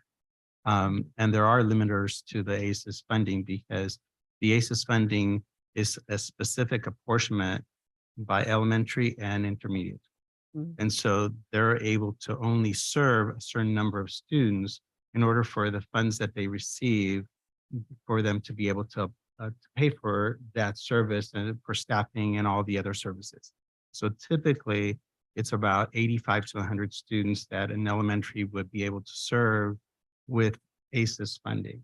And so the limiter in terms of the number, why it's low compared to our target, is because we have a limited amount of funding that originated from our ACES original grants, because they do have limits to what they're able to serve with the funding that they're receiving. And those ACES programs right now are funded at the legislative cap. So for ACES, it's not going to go any higher. Okay. Thank you. And President Hernandez, if I may also add, the nice thing is the CDE has really recognized the need for that on-ramping to be able to get to the requirement. And so as Coordinator Demery mentioned, we've been gradually bringing up what we have existing, but we realize that And so we've had some time to expand, but that's why we are going out for that competitive and transparent process so that we can scale out at a bigger level now that the requirements are getting closer and closer to us getting fully implemented. And are there any potential barriers, I guess, that you guys have run into in terms of our students accessing these programs and us potentially reaching that number? I think what we've seen is that there's certainly been more interest than there has been capacity to be able to meet that. And so I think this will be a very welcome addition to the services that we provide for our families. Because, if a specific program is at their cap and they're not able to accept additional students, then parents have to figure out where their kids are going to be during those hours, between after school to 6 o'clock. And so many times they have to either pay either a reduced rate or a regular rate for that care. So, this will give us an opportunity to meet that need because the need is there across our district. And even though the Title I schools currently have the funding, and I mentioned this before, I think in another setting, we have more students overall across the district that meet the requirement of unduplicated count and the total number of students within our Title I schools that are in our Title I schools. And so this allows that same level of access that Title I schools have to students that meet that unduplicated count designation across all of our schools at a free cost or at no cost to them. And so I think that's, again, fairly significant because at non-Title I schools, they wouldn't have ACEs. And so the only option that they would have is to pay for that service. And if I may add here, that's highlighted as Coordinator Demery mentioned, where are opportunities, low hanging fruit, as she mentioned it. And that's where we were able to then look at who in our base programs meet the qualifications of unduplicated pupils. And so we are able to, they're already in base, but they've been paying all this time. And so we've been able to subsidize their base payments, for this year using ELOP funds. So we're trying to figure out as we're scaling out, as we're preparing, then through this process to look at what providers, community-based organizations can help partner with us to 5 times greater serve the students in our district. We've been able to try where we can to increase numbers, but we're really at a point where we need to take a look at partnering with a community-based organization who can help provide that for close to 3,000 students district-wide. Any other questions? Yeah, I do have a question. So you mentioned the expanded learning opportunities and its intention or goal to support academics as well as skills, developing skills. And I was just curious as to what methods are being used to measure its impact on growth, or does it? And also, is there any correlation with attendance as well for the students who are enrolled in these programs? One of the, we're actually in the process of building a platform with a company called Innovate that will allow us, so this will be a new opportunity for us to monitor progression and rate of growth for students that are in particular type of services within our district. And so we will be, and we've actually already have a model in place that allows us to look at, and then as we implement new program, able to tag all the students that are participating in whatever program they may be, whether it's this program or it's Math Elevate, or students that are using Seesaw and rate of growth for students that have that as part of their experience, educational experience in their school, and seeing, okay, what are the factors that are contributing to faster rate of growth for kids or lesser rate of growth for kids? And so to then really look and evaluate what are conditions that are promoting greater growth so we can replicate and expand in those areas. And so that's something that we're absolutely looking to have a designated measure that takes some of the assessments that are already in place and embedded, use that, tag those students, not just for this program, but for other programs and services that we're currently in place in the district, to see what are the characteristics of a profile of a student that has greater rates of growth in terms of academic acceleration that can help us really kind of tease out. These are the factors that seem to be getting the greatest benefits for students. So then how do we replicate that? How do we expand that as well? And so it is still a build-in process, but we're absolutely looking at how we can do that and monitor that. And what was the name of the program again? So the group that we're working with is called Annovate and Anaplan. And so we're really is in the building phase of that replication. And they're actually doing that at no cost to us, because this is kind of new territory where it really takes a picture of everything of elements of profile of a student. So for example, if we can toggle through and see, okay, for every student that missed one day of school every month, what is the impact and rate of growth of achievement and acceleration for those students? And then see where what are factors that are contributing to either acceleration or deceleration of performance for students. And so and that's what I'm saying, we'll be able to kind of build in a number of different elements to get a more global picture of a profile of the student that then gives us more information in terms of how do we intervene? How do we provide additional support or resource, something where we see that there's a gap in that area. So again, it's still not quite at that place, but that is something that once we have a stronger model, we're going to absolutely bring that to you all to take a look at that as well. And the nice thing is that it also is not something that our staff needs to learn an additional tool or anything, because they already have enough things to have to manage. But it's, how do we evaluate effectiveness of kind of that profile of students that could be helpful for us to make, again, stronger decisions. That's Any other questions? Okay, seeing none from trustees, are there any comments? Okay, There are no virtual comments. Thank you. thank you. I do see some in person, so Dedra? And Elias wanted me to tell you he had to go to bed, so you can take him off the list. My name is Dedra Downing. I'm a Stipe Elementary School teacher. I want to thank Ms. Demery. I actually got more information now from her presentation, and I can see the benefit of this expanded learning program or the other schools. I have had the direct benefit of seeing my students participate in a awesome program since I arrived at Stipe.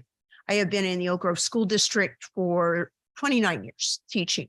I have been a student in the Oak Grove School District, 1st, 2nd, 3rd, 4th, 5th, 6th, 7th, 8th, 9th, all the way through Davis Junior High. I applied to 3 districts, turned down 2, waiting to accept Oak Grove. This is my home. I'm invested. I went to Stipe as a reading recovery teacher to make a difference. And I am passionate about this. That's why I'm a Follow Your Bliss Award winner of 2019, because I come with a passion. And unfortunately, sometimes the admins will roll their eyes going, oh God, here she is again. I don't come often, but they know when I show up, I'm passionate.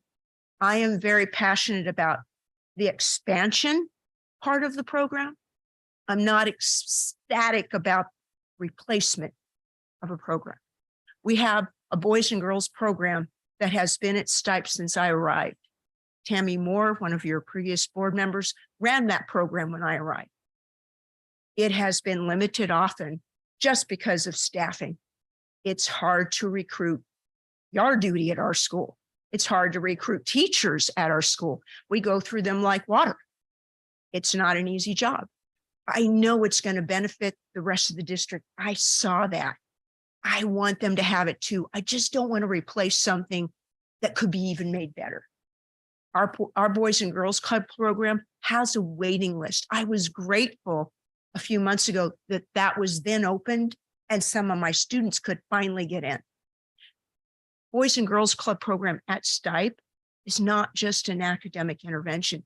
They've actually helped us teach kids to read. They provide an hour of homework. Plus they provide enrichment. Kids have learned how to write poetry, do SEL, intramural sports. Our parents can't afford intramural sports, but they can be part of a soccer or basketball team and compete against other boys and girls clubs. Our parents can't afford that, intramural sports. That's not something that they get. I work with the Boys and Girls Club, pulling kids out of it to do my after school interventions, often for free, and then return them back. They get dinner. But more than that, they're a community resource, social service. And I'm going to mention a few other things later, probably. Dedra. Christine? Hello. So I am a parent at Stipe. My daughter's second grade there, and I also now work yard duty there for September. Again, like Ms. Downing said, the idea of expanding the programs is great, but what we have at Stipe is amazing. And I see it from how Ms. Kelly and the Boys and Girls Club helped my daughter when she started there in kindergarten, right when the pandemic started, and had a whole lot of issues. And when she started going to the Boys and Girls Club, Ms. Kelly worked wonders with her. They also, with the summer reading program, she was reading a little bit before then, but they really got her reading. And now she's in second grade reading at 4th, 5th grade level. And when I'm there at yard duty, Ms. Kelly does not have to come in and help, but she does all the time. And she has a relationship with students. They love her, they respect her, they respond to her. And if you guys, I know you're taking applications from other places, and I know that has to be done, but I hope that it would be taken into consideration what Ms. Kelly has built for the community already. And whoever is in charge of making this decision, come to Stipe during the day, talk to the kids. I know you saw this morning, there was incredibly passionate parents. If you thought they were passionate, you should have seen what happened in the cafeteria when I told the kids what was going on. They love her. They were devastated that the Boys and Girls Club might be replaced. Again, she's, part of the community. She knows everybody. She goes above and beyond. You can't legislate that. And I know you said this morning that teaching them to read is part of the program. That 8-year-old also should have learned to read previously in school, but he hadn't. And Miss Kelly was able to get through to this kid and get him reading. And that's amazing. And again, it's part of the program, but that doesn't mean that it's going to work. And whatever Miss Kelly did worked for this kid, and I've seen it work for so many kids, even kids that don't go to Boys and Girls Club. She helps. If there's a kid crying at lunch, I know I can take them outside and bring them over to her, and she will help. And to take away a resource like that would just be absolutely devastating. Thank you.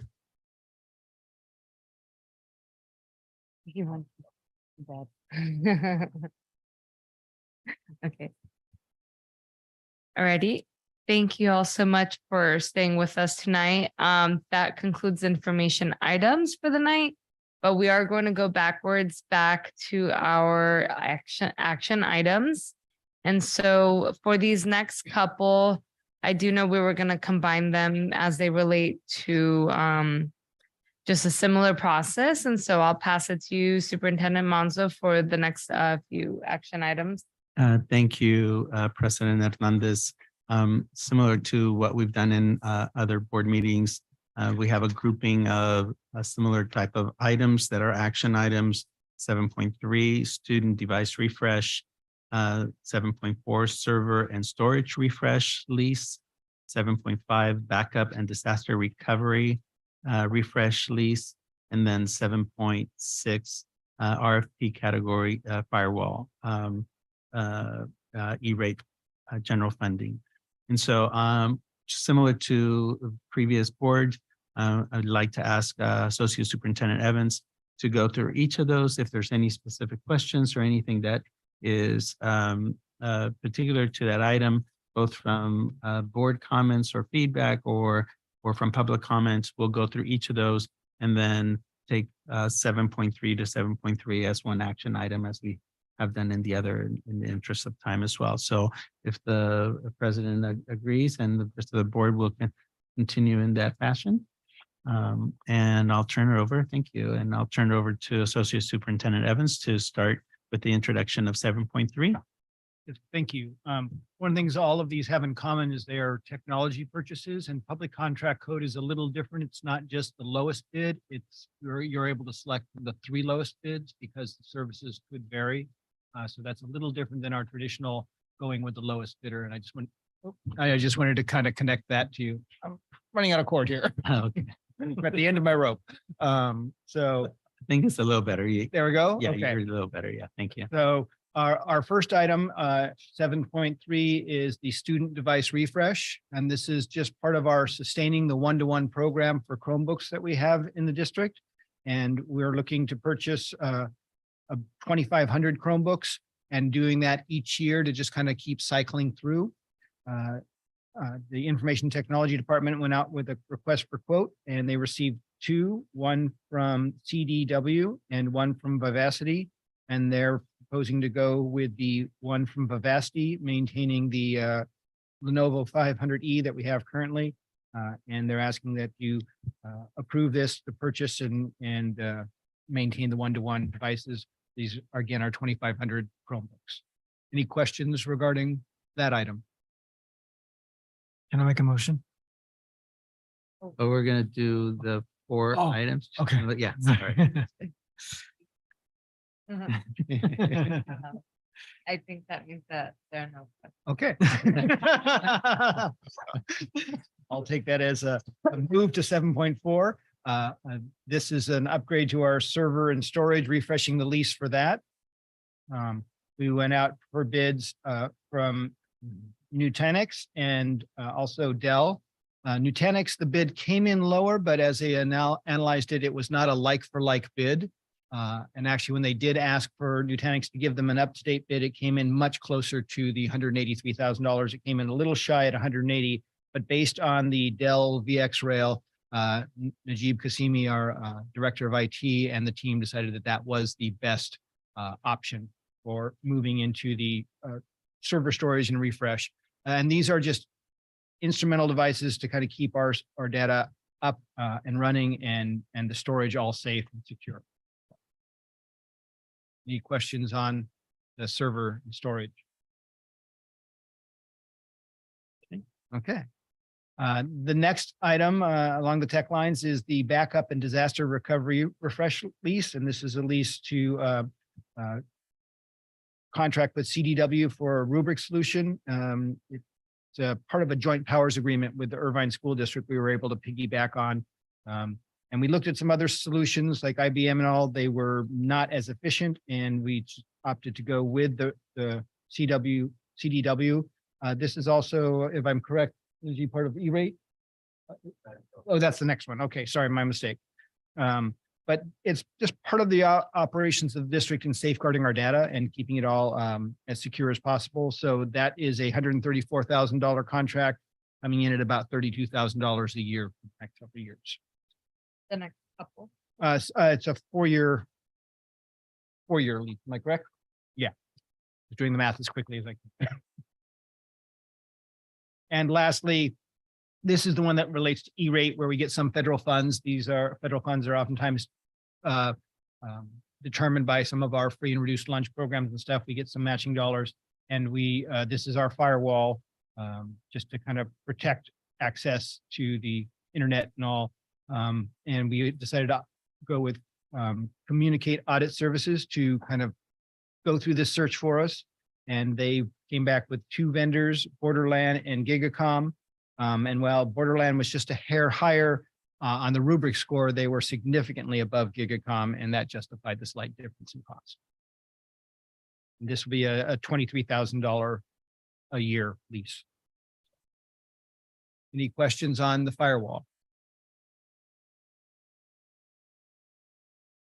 I am seeing that. Excuse me. So I'm seeing no comments or questions from trustees. Are there any public comments at this time? All right, thank you. May I please have a first and a second for a motion, and that'll go from action item 7.3 through 7.6. I move to approve item 7.3 to 7.6. Second. All right, and may I please have a roll call vote? I apologize. Who provided the second? That was Dr. Jaco. Member Martinez?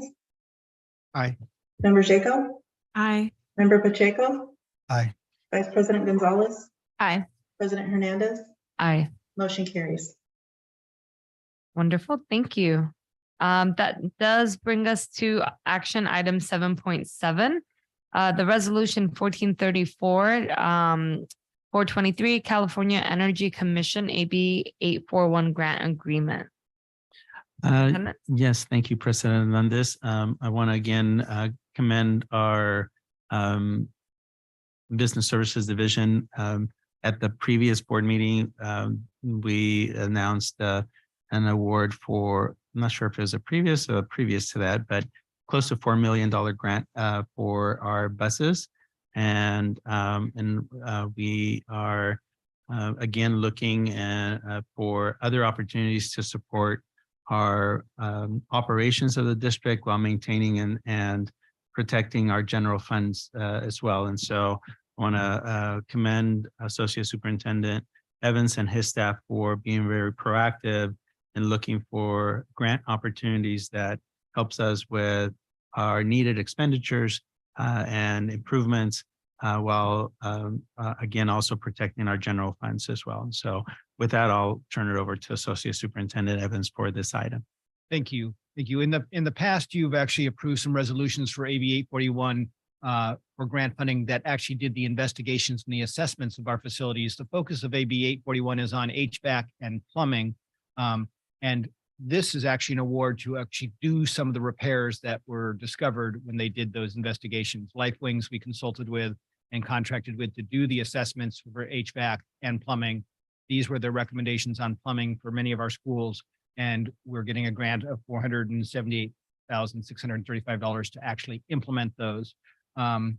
Perfect Earth Day grant to start looking at how we're going to save energy and save water and all. So basically the items they found is the needing replacement were toilets, urinals, and dishwashers. They're mostly energy saving or water saving activities, and just replacing them with more efficient models. So the request is and the recommendation is for the board to approve the resolution and move forward with the grant and start implementing these improvements.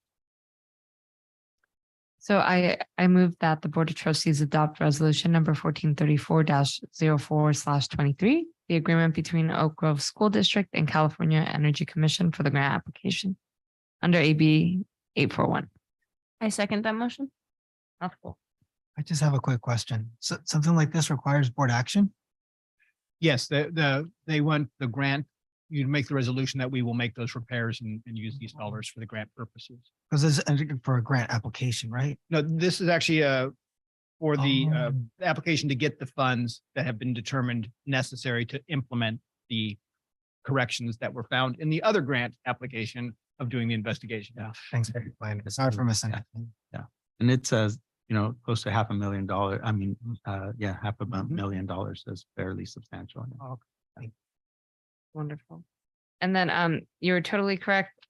Trustee Pacheco, are there any questions or comments from trustees? Okay. Seeing none, any comments, any public comments? Seeing none in person, are there any online? And none virtually. None virtually? All right. Thank you so much. We do have a first and second for a motion. May I please have a roll call vote? Member Martinez? Aye. Member Jaco? Aye. Member Pacheco? Aye. Vice President Gonzalez? Aye. President Hernandez? Aye. Motion carries. Thank you. This leads us to our next action item, 7.8, declaration of need for fully qualified educators for the 23-24 school year. Superintendent? Thank you, President Hernandez. I'll have this item introduced by Assistant Superintendent Chavez. Chaides, why did I say Chavez? All right, well, Getting thank late. you. Thank you, Superintendent Monzo and President Hernandez and Board of Trustees. This action item will be brought every year. It's an annual. So annually, school districts submit to the Commission on Teacher Credentialing a declaration in the case of needing to hire educators on an emergency credential. Educators who serve in public schools are required to hold that appropriate credential and authorization for their teaching assignment. And the declaration of need for the fully qualified educator affords the district a final option to staff last-minute vacancies when fully qualified teachers are not available. Today, I bring this to you for approval, and it's recommended that the Board of Trustees approve and adopt the declaration of need for fully qualified educators for the 23-24 school year. Thank you very much. Dr. Chaides, are there any public comments at this time? No virtual comments. Okay. Seeing no in-person public comments, are there any questions or comments from trustees? Seeing none, may I please have a first and a second for a motion? I move that the Board of Trustees adopt resolution 1434-04/23. No, I read the declaration. Here we go. Yep. Here. Oh, sorry. There we go. So that's more. Oh, I recommend that the Board of Trustees approve and adopt a declaration of need for fully qualified educators for the 23-24 school year. Sorry. Second. all right. Following a first and second, may I please have a roll call vote? Member Martinez? Aye. Member Jaco? Aye. Member Chaco? Aye. Vice President Gonzalez? Aye. President Hernandez? Aye. Motion carries. Thank you very much. So the next two resolutions we are going to go ahead and also combine as they relate to the same item, just for different board members. So Superintendent Monzo? Yes, so the California Education Code 35120 subsection C requires a resolution that needs to be approved by the board for absences due to hardship and compelling reasons of a board member. And so we recommend that the board approve 7.9 resolution 1429-0423 for board member absence of trustee Dr. Jaco, and 7.10 resolution 1430-0423 for member trustee Martinez.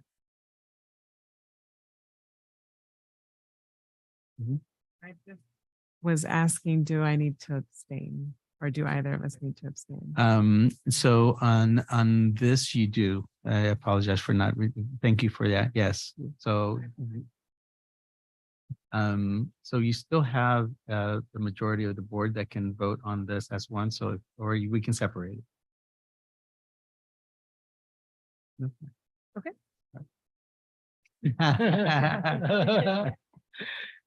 Are there any public comments regarding item 7.9, 7.10? There are no virtual comments.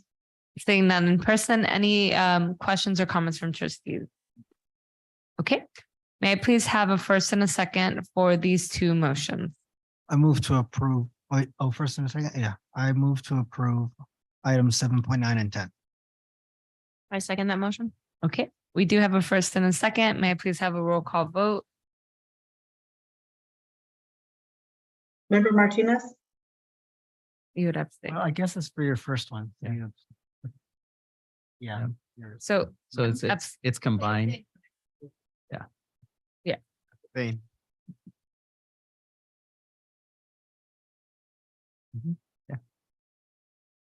Abstain.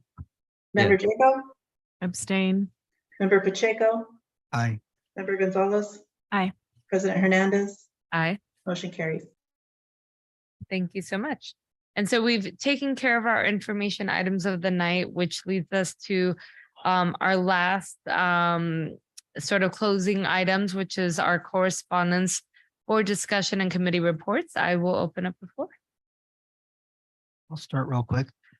I had a really great meeting with the presidents of CSBA, APISMA, which is the Asian Pacific Islander version of that, CABC, which is the Black educators version of that, and then CLSBA for the Council of Presidents at the headquarters of CSBA in Sacramento this week. And we talked about a lot of great issues from ethnic studies to school funding. And I'm really hoping to bring a lot of good resources from Sacramento for our district and some communications and networks. And so that's all I wanted to report on.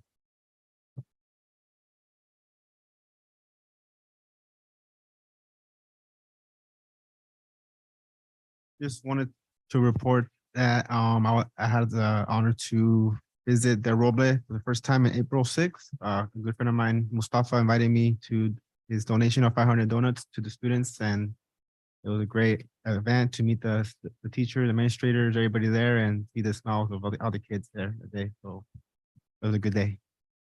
Oh, thank you. I just want to say thank you again to Agma and for the invitation, exec team, to spend a Monday night with the ESSA Awards.